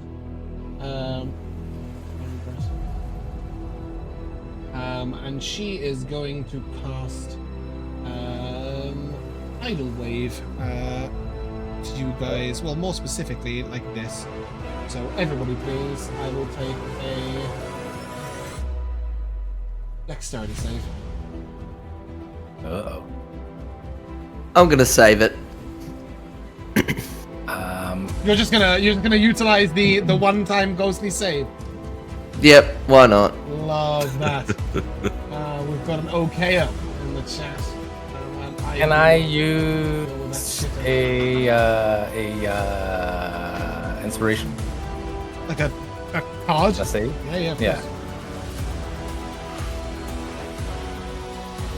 I'm gonna do it. Oh man. I can't. Know thyself, know thy enemy. 1,000 battles, 1,000 victories. A D4. The D4. Hopefully that helps. That's a 15 on Pietro, and Rheawynne gets advantage on this if it's a spell. Is it a spell? It is. 14 from Rheawynne. I'm just missing Boxxo, I think. I got that one. That one. Okay, so everybody apart from Pietro will fail. And Toothy, obviously. And will take 14 bludgeoning damage and be knocked prone. Boy. Half on a save or none on a save? You take 7 on a save and not knocked prone.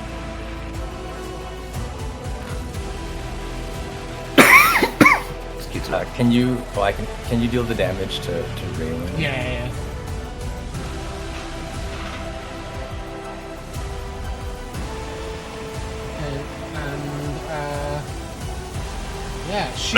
She is just going to move back into the shadows.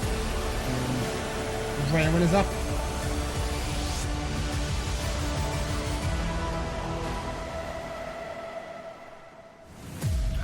I guess Rheawynne's gonna have to stand up. Mm-hmm. And she will do so. And then, if Toothy will let her, can she jump off Toothy's back? Yeah, she can use Toothy's boost like everybody else did. Okay. I can't click this fucking thing. So Do yoga. Yeah. So how much movement have we expended so far? 25. Coming up. 25. So 25? Yeah, including the getting up from prone. Okay. We have 10. So this is okay. We're gonna come.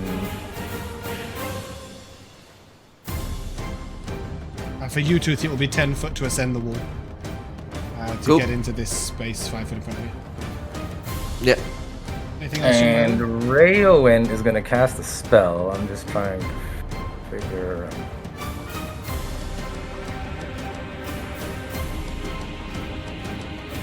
Do we think we're gonna want healing or damage? Everyone got hurt, right? Everyone's gotten hurt. Okay, so Rheawynne, I feel awful doing this before she even is able to do it, but I'm gonna cast Healing Spirit. She's had that prepared for 3 sessions. Oh, okay. Oh, okay. She hasn't got any extra spells prepared from her level up yet. Oh, okay.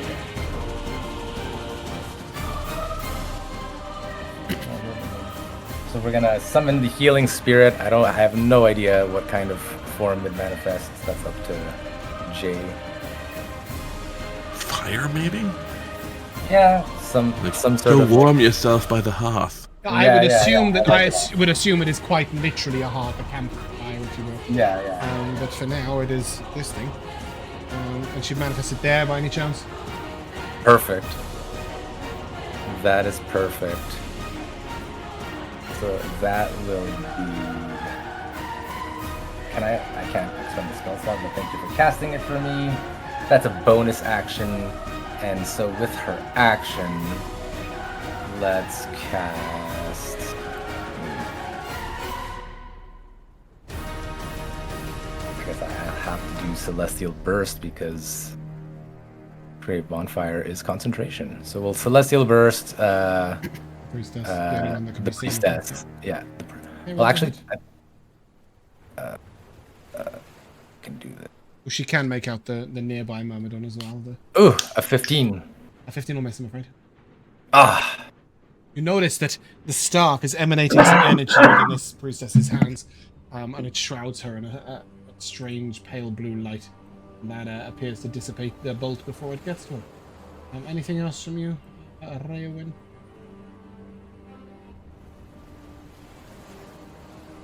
I think that is a no. Jack?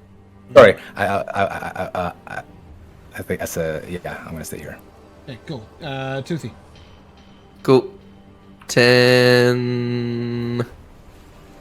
And then can I jump down here for 15? Yep, absolutely fine. Alright, which one looks It's a 10-foot like drop, but you the... don't take any damage.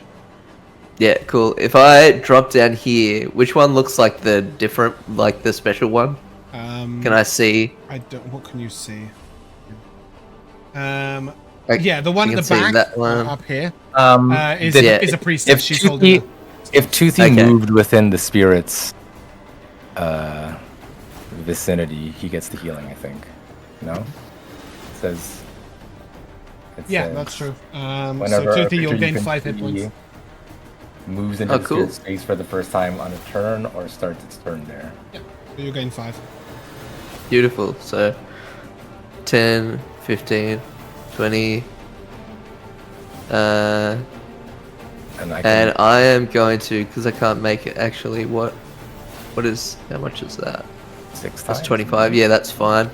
I'm actually going to stay here and dodge, Okay. keeping Rheawynne and Pietro in my aura. Okay. Which again has vanished on my screen. Let's fix that. I can see it.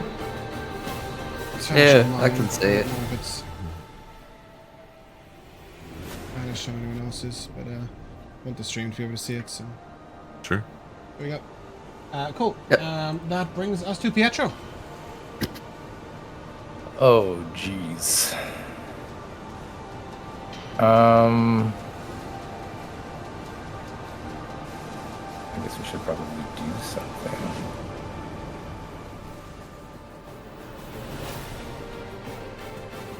Oh, I meant to ask James, have those things that have been moving within this space been counting it as difficult terrain for the purposes of movement? I think most of them had more than 30 foot left of their movement speed. Oh, okay. They're fine. With a humongous amount of movement speed. Then we will cast the spell. I'm gonna move here. Enter Rheawynne's spot again to see everything. And I think what we're gonna do for now is we'll cast Magnify Gravity.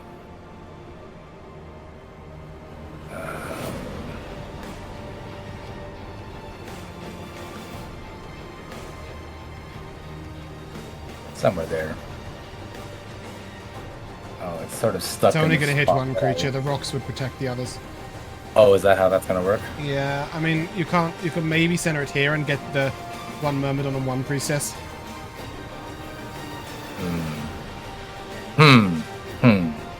Then maybe I But all will. it's going to do is pull them into the rock, right?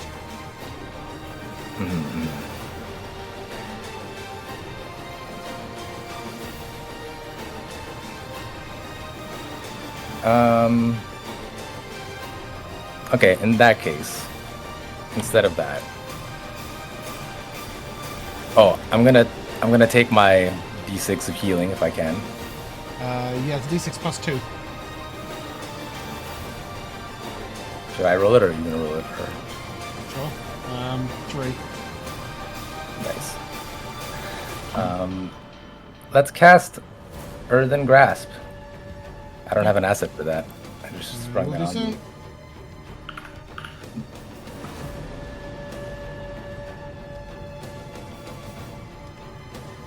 Unfortunately, I can only cast it within 30 feet, though.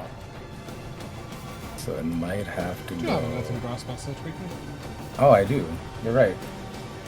Yeah, maybe we're making a second one. Yeah. What about where you like? Thank you. If I put it here, will it reach this fellow? Yeah. We'll pull that back. Okay.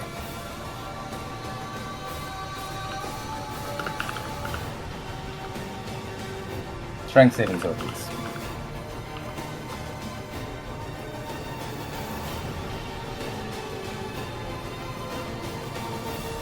Beautiful. That's a 14.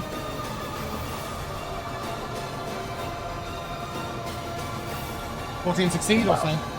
It's a fail. It's gonna take a measly 6 bludgeoning damage Yep. and is restrained. Okay. That brings us to the priestess, who is going to. Sorry, I'm just going to.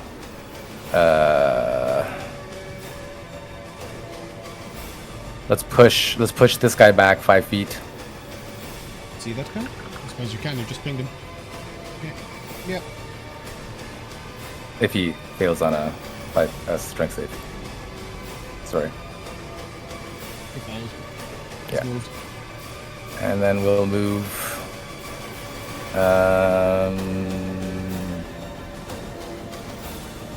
Over here. This edge. The priestess is going to utter a command phrase, which is going to shut this door.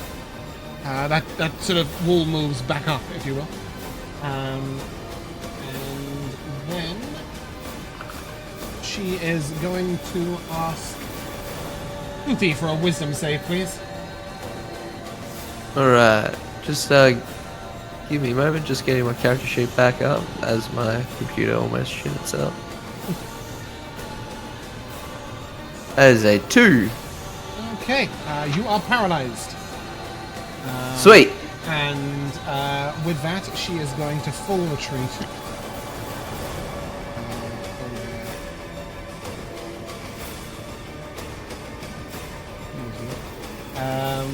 Boxxo.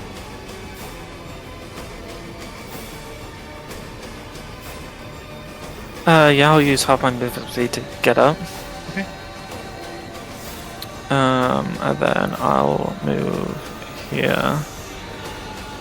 How high up are we? Just under 10 feet. Healing. You can just step down. Just jump Okay, down. cool. Yeah, I'll just slide down. Yep. And then I will take the hide action because I can't. I mean, I can see a little bit of these guys, but I think that's because I can see through 2-3. 6 HP for Boxxo. Thank you. You've only used Yeah. 5 at moments ago, right? Oh no, you've used 20. And then the 10 going down. So I'll use the dodge action and the hide bonus action. Okay. Right, love that. And roll me a stealth check straight away on that, please, actually.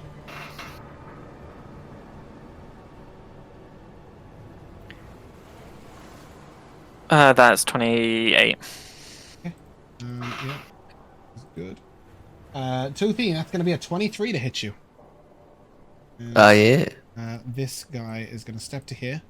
Or maybe here, actually. And then he's going to throw his trident. And that will auto-crit, because you are paralyzed. No, that's not true. He's not within 5 feet of you. But he is going to yank you in. At which point he will bite. Whee! Alright. And that is fine. Not 20. Don't auto-crit. How about Oh my. well, it would have been a crit anyway if it hit. But it's nice that it did hit. So that's going to be 9 more piercing damage. And actually, I've got a little Nine more from what was the original trident? The original trident hit was... I rolled it. Oh, I didn't roll. Okay, let's do it again. So you'll take 6 piercing originally. I don't know why that's... And then 9. Sorry, it should have rolled a d6. But yes, it's 15 damage in total. Yep. And he's going to put down a further 5 feet. Vel'zekiss, you are up. I will step through the healing dealie. Okay. Or healing. Nice. Hurrah. Okay. That's not enough to make me very confident. Oh boy, I guess I can kind of see some people. Jesus. And Yeah, Toothy's everybody you over can there see now. from here right now is in 3/4 cover. Or is visible. Boy, I feel like we should just leave, but Toothy got sucked down there. And the door behind you has been locked as well, so you'd have to find... Yeah, but I mean, even just to like go back down over here, for instance, you know what I mean? And then just be like, hey, they gotta fucking show themselves if they want to fight us, but we don't have that option now. I would wave, but I'm paralyzed. Yeah. Yeah. I guess I gotta go down here if I'm gonna do anything, so I don't know what it will take, whether I need to teleport myself or whether I can hop down. Alright, so then I'll hop down and then through Boxxo. So that's 5, 10, 15. Unfortunately, you're in difficult terrain. Okay, that's fine. I mean, I can see people now. It's until cleared, it says. Oh, bloody hell. Okay. But if this is like up and down and stuff, I don't know if I can actually see the people that I can see. Well, from here you're looking only downhill at them, so yeah, you can see everyone. Okay. That you can see. Sure. Alright, So Pinky. that guy still has half cover, although he is restrained. Sure.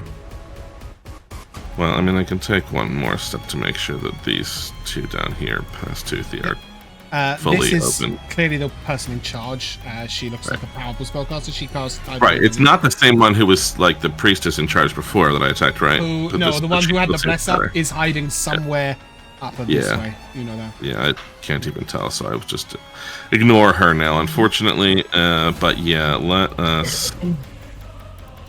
let's do this thing. Vel'zekiss retrieves from his component pouch a bottle that he found washed up on the beach earlier, a glass bottle, and smashes it against the cave wall and calls out... Where is it? I wrote it. There we go. And all the shattering bits of glass as they fall to the ground disappear out of that place and reappear, spinning and slashing in the space of the pink creature. Beautiful. As I cast the new version of Cloud of Daggers. Is it the same asset size? It's still just a 5-foot cube. Yeah, I mean, and you know, it's up to you if you want me to let me be super creative and put it between two spaces, but I'm assuming I cannot.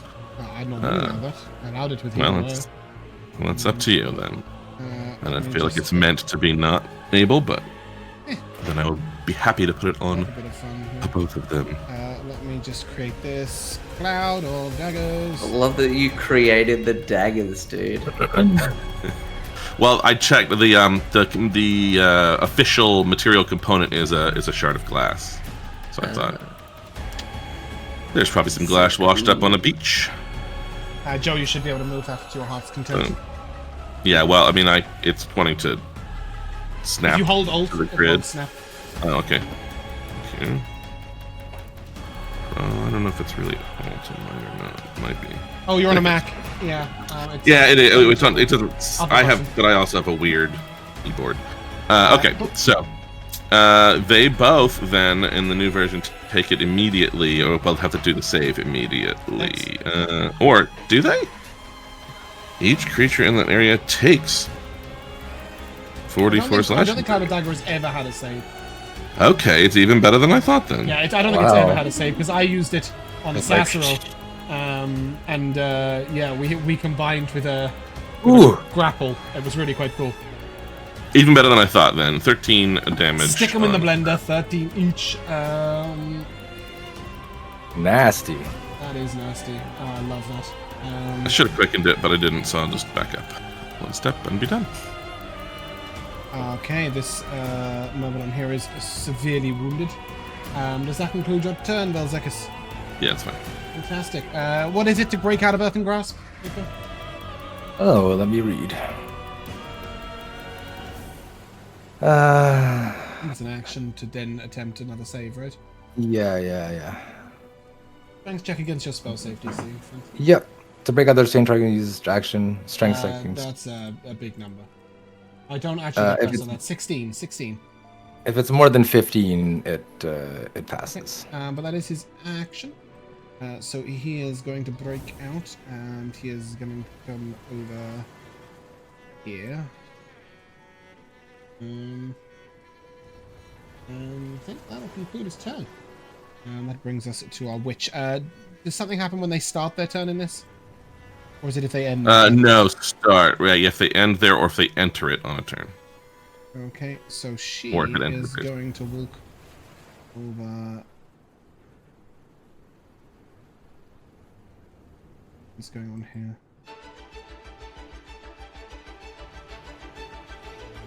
She's going to come over here.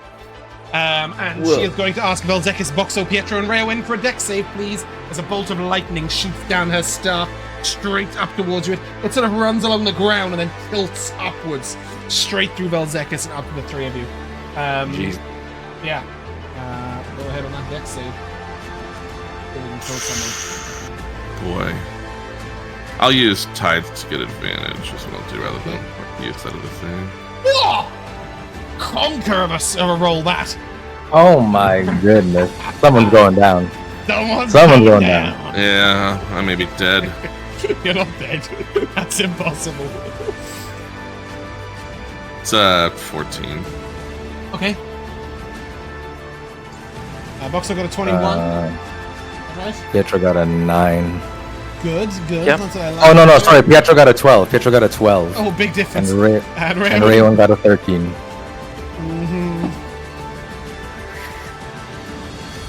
You got below a 15. Well, very nearly truly dead. I'm down for sure. Boxxo, Rheawynne. you will take the 16. Yep. Luckily, it is Rheawynne's turn. Cloud of Daggers obviously goes. Did you deal the damage to? I'm doing that now. So I took 32. Are you? Oh no, did you take 32? Yeah, Pietro was in the. Yeah, I didn't deal damage to you. Boom, and Pietro's down, and Rheawynne should be pretty close. She's on 5. Mm-hmm, But it is her turn. Okay. Well, I think that this Healing Spirit has 2 more instances of healing. Mhm. Can I move it? I can move it as a Okay. bonus action. What was a bonus action? Okay. That's good. Yeah, so I guess as a bonus action, we're gonna move. We'll move it to like the top of over Pietro, so that on Pietro's turn it like raises him. Like this, maybe, so that it gets both of them.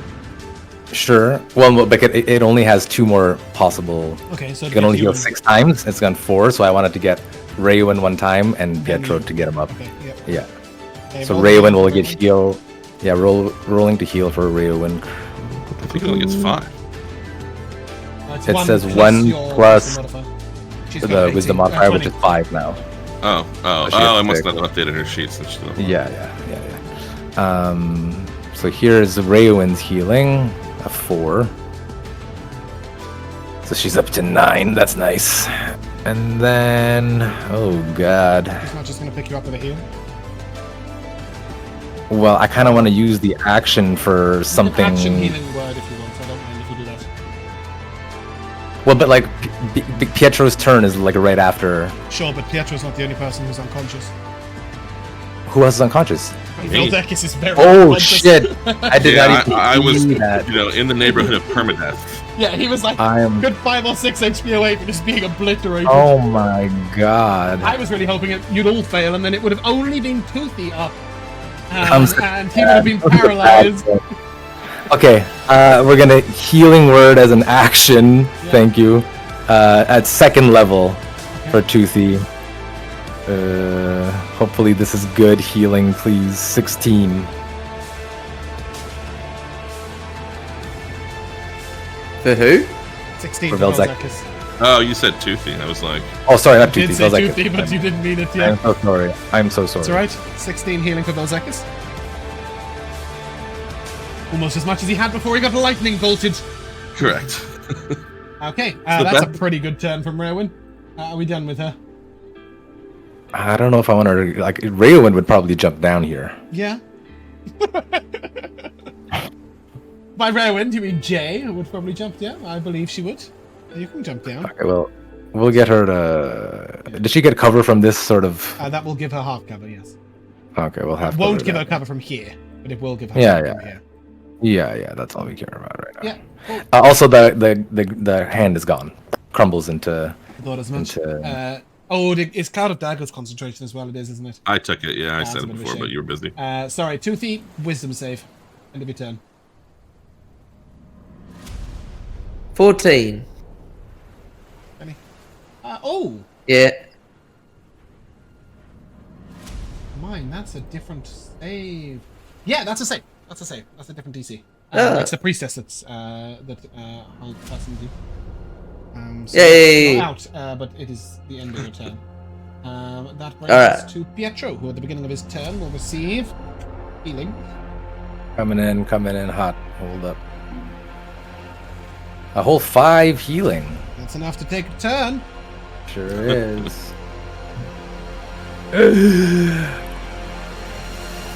So we're up with 5 health. And do I get an action and a bonus Yeah, you get a action or turn. different? Holy shit, I get a turn. That's amazing. Healing Spirit's really cool for that, but kind of shit for a lot of other things. If you know Well, we're someone's def- going to go down shortly, you can stick it underneath them. It's very good. Yeah. We're going to stand up. That'll take us half its movement. Somehow I can see into here, probably because I can see through Rheawynne's eyes. So I'm gonna pretend that I don't. You can currently see Toothy as Pietro and half of the creature that is Well, here. if I can see Toothy, I would like to bonus action pull him towards us. And you can do that full 10 feet. Yeah, full 10 feet. That's very You see he's completely statuesque and just goes along the floor. Oh, he's not. No, he's not. Sorry, he's just saved, so he's not. But he would have been if he was Not paralyzed. No, anymore. Toothy is fully Not active. anymore. And just as he sort of raises his weapon to take a swing, you're like, get back. And yoink him out. Anything else from And- you, Pietro? Any action? And I think I know that there are things in this direction, right? Which Like direction? inside here. You know there are enemies in there, yeah. You Well, also know I'm there's just the gonna- big boss bitches over there. I know. But I have faith in my other party members. And so I am going to hurl some sort of rock laying on the ground here into this sort of cavern in this general direction. That away. Casting catapult. Give me the damage. I think you've just killed someone. Oh, lovely. It's not a 14, it's a 13 for what it's worth. That's Yeah, not bad. yeah. You just hear noise as this creature just gets obliterated. Pietro, is that the end of you? Yeah, I'm gonna probably try to crawl. Actually, no, I'll stay here. I'm within 2 late still. Okay. The priestess is going to step out and is going to summon a spiritual weapon.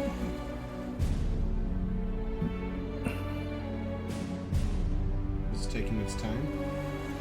I still have this from Treasure Rats. Oh, let's use it. It's I think that was Oh yeah. That's that little thing that's super venomous. Mm-hmm. Yeah. Yep. So that will be a 21 to hit Vel'zekiss. Jesus, that is not pissing about. It's meant to look like a trident, but that's what I had loading. Oh, huge. That is a 3 force damage on you, Vel'zekiss. And then she'll cast resistance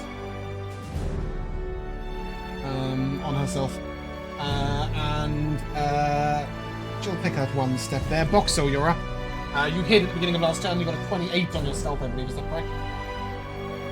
I think. No, sorry, this was the dodge turn, wasn't it?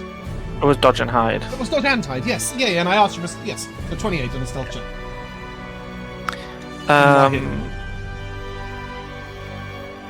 Yeah. I'll manifest a blade at this one. Okay. Roll with advantage. Yep. That is 23 to him. That is one more than I can get rid of. That'll hit.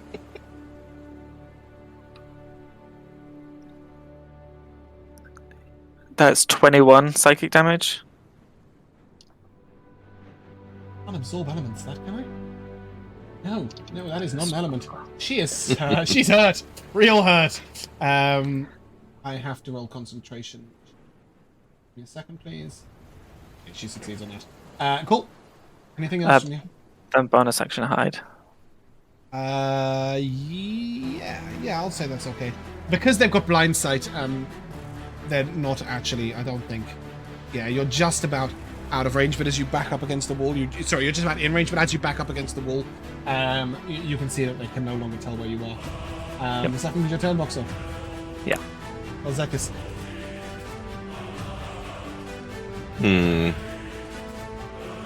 Rinse and repeat of last turn. I mean, possibly. I really want her gone, for sure. You do know she follows your turn. Yeah, I really want her gone. I mean, I could magic missile too. It's also guaranteed, but it doesn't stick around no matter what. And is about the same. It's a little higher damage. Well, not if I did it first. Yeah, let's do the daggers again. Am I correct in saying that this damage is going to be a different type? Is that this thing? You said something about the damage type of your next spell would change? Yeah. Should that have been the last time I did Let's it? have it this time. Yeah, let's have it now. Yeah. But a new thing will also happen. So let's see here. Where's the table for this? It's a D10. It will be necrotic damage, which might be bad if they're bone people or something, but they're just regular knives, right? Okay. And yeah, so this some of the shards of glass reappear around her, but also there's like bits of seashell and things that are randomly showing up. And I'm sure I have it here. There we go. Bing. And I guess just in case anybody else shows up, I'll move it slightly. And it will be... Jesus, sorry. Lots of tabs and clickings. Alright. You put it like in the middle? 10 Oh! necrotic damage. And I really got to remember to say things before I will do them. I really wanted to quicken it. Quicken it. Quicken it, that's fine. In retrospect, I'm okay with it. It's just too many things, because I've also got to roll more wild magic. I mean, technically, I think you could just quicken the cantrip 34. you want to cast, can't you? That's what you're doing. Yeah. Oh. Oh. Uh-oh. I'm depressed about having gone down and feeling unconfident, and my charisma goes down by 5. Oh. So everything will be harder. That's a tough one. Yeah, sorry, I keep moving that. Nevertheless, let's... Jesus. Now it's just like worthless. So now I wish I hadn't quickened it. Let's get that Yeah. whatever it is. Yeah, let's just... Well, but I'm not gonna also twin this now. I'll just chill touch her. Okay. Please roll to hit. Yep. I think it's just a straight roll for you, can't. right? It's just a normal d20 at that point. No, because it's my charisma is reduced by 5, not my charisma modifier is reduced Oh, by of 5. course. Yeah, okay. Never mind. Right, so it would still be 15, which is a +2, so +4 total. Which I will roll, but can I do this also? I don't. Sorry, I wanted to advantage it because when my magic went off, I get my fucking Tides of Chaos back, and I want to hit with the damn thing, but I can't see how to do that, so I'll just... d20 plus 4 twice. It's fine. Yeah. Alright, here's one of them coming. It's very low. Here's another. It's also very low, so spent a huge amount of resources to almost no damage and now get killed by her. Thank you. Sorry for the extremely complicated waste of time. You're alright. It was, let's see, this creature here is going to come out. And again, Toothy, this time it's going to come right up to you and it's going to stab you with a trident and slash at you with its claws. That is a 20, dirty 20 to hit on the trident. Yep.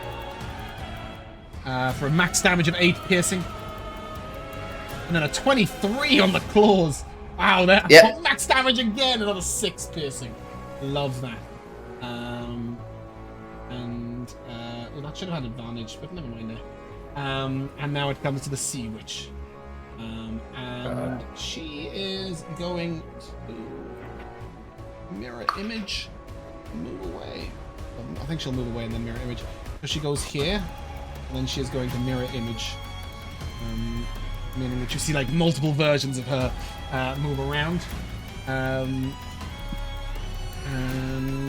Rheawynne is up. Oh no. Does Rheawynne have healing? Loads of it. I guess I Cure could Wounds, cast Healing Word. Healing another. Spirit. I guess we could cast another healing spirit down there to help our party. Although they're not really grouped in a way that it'll help them. But they all know to move into it if they want it. Fair.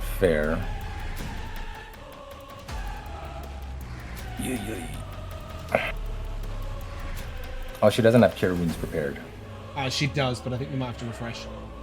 She was missing some spells, so I added a couple in at the end. Oh, okay. But you can't cast that and Healing Word at the same time. Yeah, no, of course. Okay. Yeah, I think we will hear another healing spirit down, another Hearth. That's a good spot for it. Yep. Any bonus action? I believe that is the bonus action. Oh yeah, of course. Any action? Action. To move out to sea again.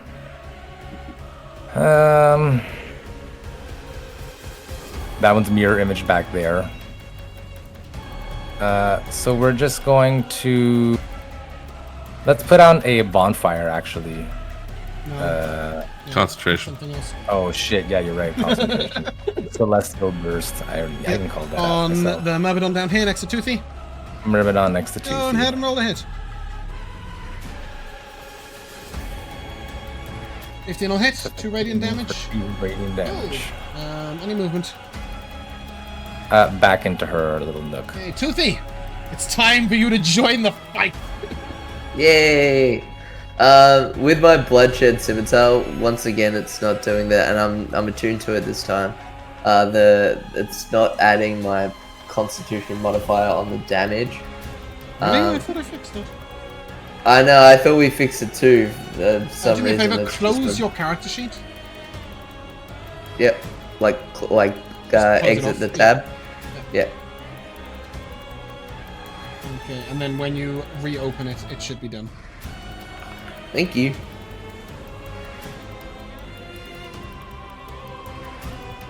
It's just the damage, right? Not the to hit. That's no. Just the damage. Yep. Yeah. Right. Sweet. It should be though +7 Oh, it's a because plus I one have a weapon. plus. No, I have a +3 to my con and a +4 to my strength. And it takes my Oh, con sorry, your con's modifier gone and up my since I strength. last fixed it.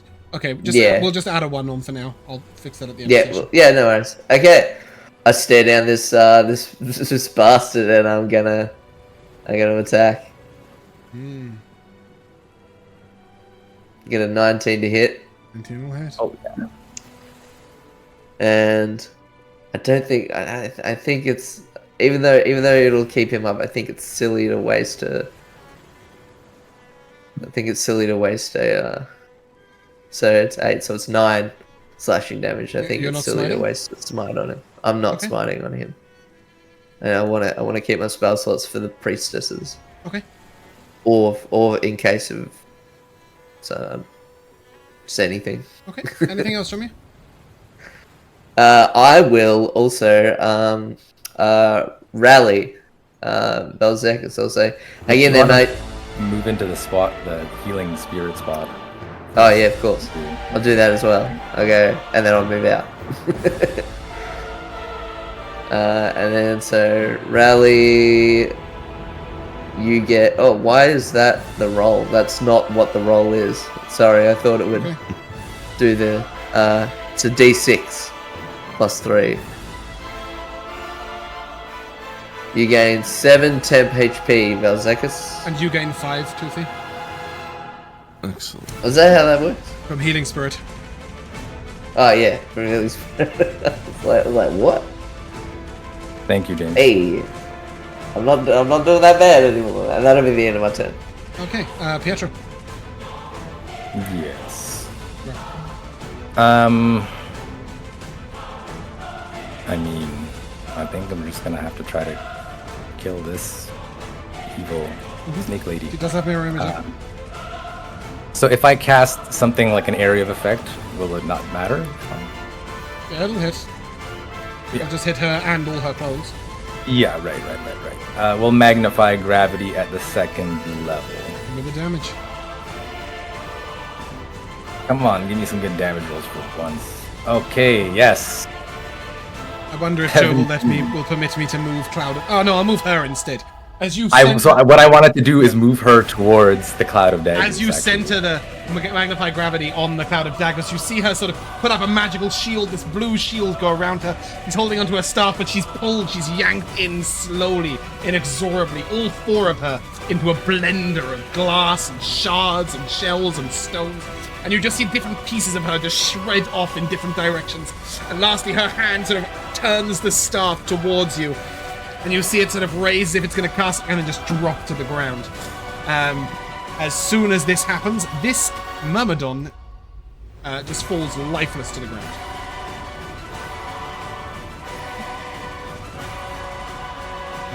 Anything else, Pietro?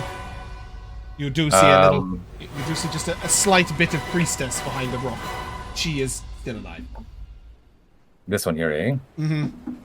I mean, I can't really pull her in a direction that's going to be Unless you'll allow me to like push her towards the Yeah, cloud go like this way. further. Yeah, if she fails a strength save, we'll do that. It's a 19. Then she does not move. Okay, back you go, bitch. Cool. But yeah, That brings us to the priestess, who comes down and she sort of screams this horrific noise. She is going to spiritual boink at you, Vel'zekiss, for an 11. That does not hit. And then with her, she's sort of raging in anger. Pietro, she looks up at you and she's going to guiding bolt you. Oh god. Nope, that's not the one. That's an 8 to hit. That is a miss. It strikes me at this moment. I just like to quickly take a head count. Who went down? Pietro did. Pietro went down. Me. Yeah. And Vel'zekiss went down.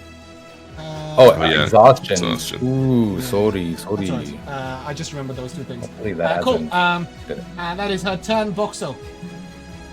One priestess remains near her cloud of daggers. What doest thou? Yeah, I'll manifest my dagger next to her. You may roll with advantage. You are hidden. She had that's a- focused on Pietro.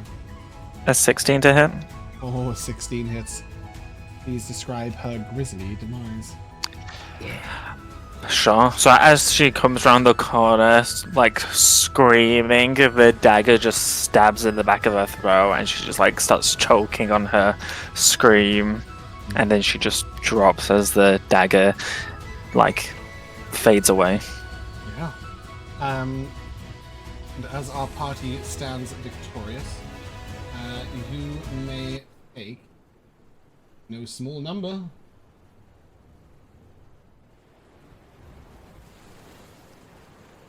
Oh, the tension. Come on, load, please. 700 experience points each. Wow. Holy Not shit. an easy fight. No. Wow. You will note that both the priestess and the sea witch held magical staves, but it is very obvious at this point. I'm just going to move you guys down.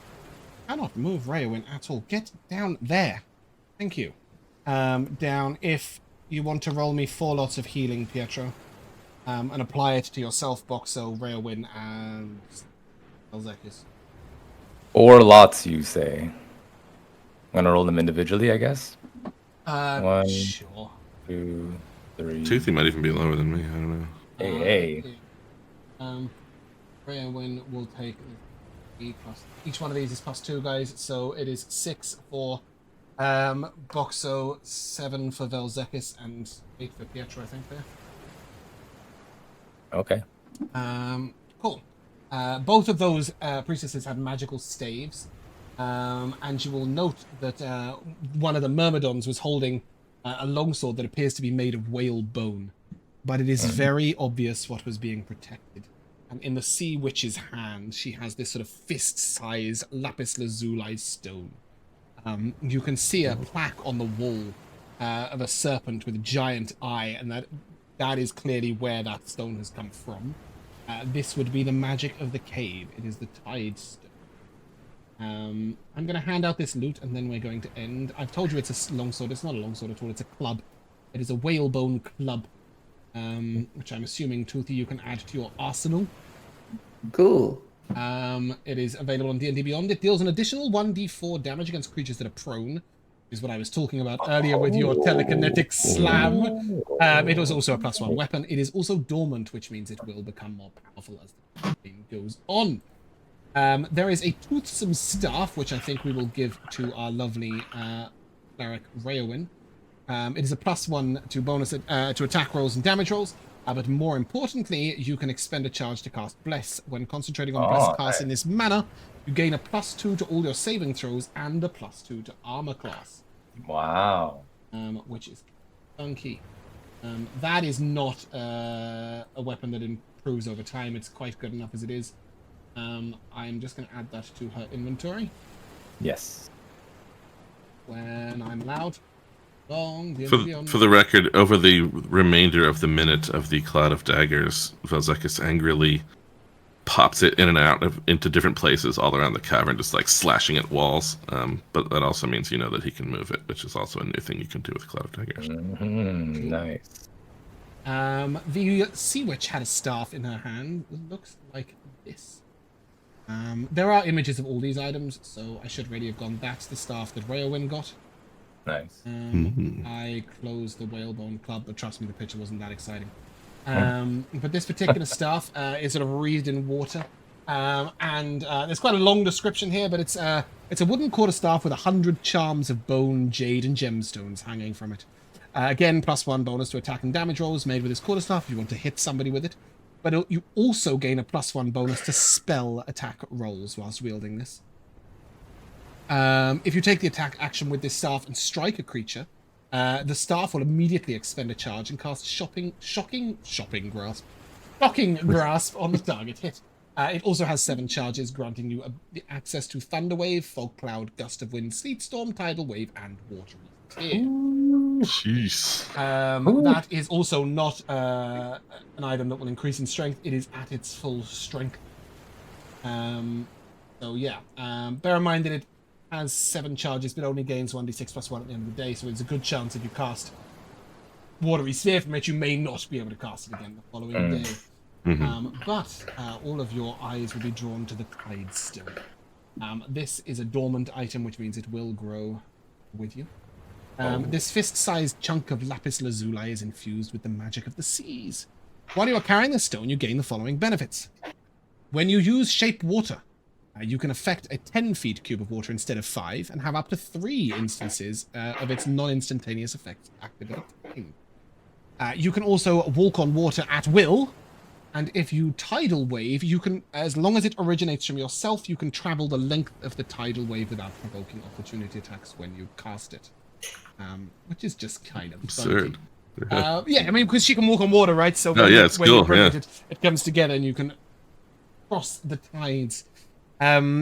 You can explore the rest of these caves, and you may do so sort of now if you wish, just for completionist's sake.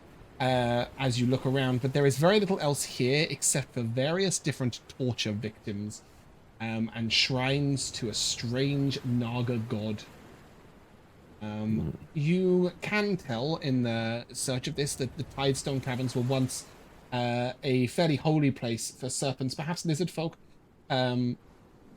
not some dark god, and that this Naga clan have made mockery of it and turned it to dark means over time. Much of the treasure you would expect to be present is no longer here. I think you've got away with quite enough in your pockets. And that is where we are going to come to an end in the timeless tradition of MVPs. Sorry to do all that so quickly, but it's just, we are at our end time. Session MVPs. We'll start with Josh. It's got to be Pietro magically dragging the Naga into the cloud of daggers. It's very, very cool. I have a funny feeling that might be a long-term theme. Pietro shoving people into other people's damage. I'm especially looking forward to Jay being up in their face with Spirit Guardians up, while there is an AoE that Joe has put up, and Rico just moving people between them. It sounds quite violent. Jack. It's just the funny moments always get you, where it's like, where we got the signet ring, and then I think it was Joe who was like, putting it on, or Vel'zekiss that was putting it on, and then we were like, oh, whose initials are on it? And Joe with Vel'zekiss being like, it might be mine. You know what I mean? Like, how do you know it's not mine? Like, those moments always. I really enjoyed the follow-up to that of wondering how we initial Vel'zekiss. It's just a V, nothing else. Indeed, I think that came from Rico. Speaking of Rico, MVP. Lots of good moments. I definitely have to give it to along the lines of what you were speaking of, just sort of like the crowd control and the movement and sort of pulling people into things. And I was hoping someone was going to put something down. I was trying to get fucking Rheawynne to put down a create bonfire, not remembering that I had that healing spirit up. But I think that this edition of Cloud of Daggers is going to prove very fruitful. So I'm going to give mine to Cloud of Daggers. Yeah, Yeah, when Joe messaged me about it, I was like, that's delicious. I love it. Yeah, Joe, your MVP. Well, I mean, I also enjoyed the Cloud of Daggers and the fact that not that there was any doubt that Rico would realize immediately that it was something he could move people around into, but that it happened right away in the first use, especially when I lost it the first time. Yeah. I was like, well, I didn't even get to do anything. Good. It was great, and it was way better than I thought because I forgot there's no save. Like, it was already better than the old version because it's easier because it applies right away and you can move it on subsequent turns. But like, forget that it was that they still didn't put a save on it. That's just wild. So that was great. But also, I'll give it to Jack's new plant. I've enjoyed the greenery behind Jack. In real life, right? Okay, sorry. I was like, what the fuck did you do with a plant? I mean, I gotta sit here and look at your ugly mugs for 3 hours. I enjoy enjoying the scenery. Yeah, I really enjoyed laying you all low with a lightning bolt. That was beautiful. That was right. Yeah, I hadn't planned on you guys coming here so early. There's a reason why I enforced a long rest outside the door. You were meant to have your resources withered down by the time you entered this cave originally, but I just knew you would just die. So I was quite pleased you went in with a long rest. Jack's just swinging his sword around outside, smiting zombies, and I'm thinking, you're going to die. He's doing it. So the long rest had to be enforced. Yes, but I did quite enjoy that whole pull him up with the mage hand, but not quite because the thing's coming down. So you slammed the zombie out the way, and then you went in and smited it. It was beautiful, like to save the Boxxo from himself and the treasure he desires. Was quite a nice little moment. And then in return, in the final combat, everybody else being pretty fucked by these wizards and stuff. Boxxo just casually just hurling out daggers for like 20 damage a pop. He wasn't unfazed, he took like 20 lightning damage, but he was still doing alright, and I thought that was really cool. Yeah, that is where we're going to end, so if Naomi would like to say goodbye. Bye-bye. Bye-bye. Oh, we got a wave! If you guys would like to say goodbye. Goodbye. We shall see you soon.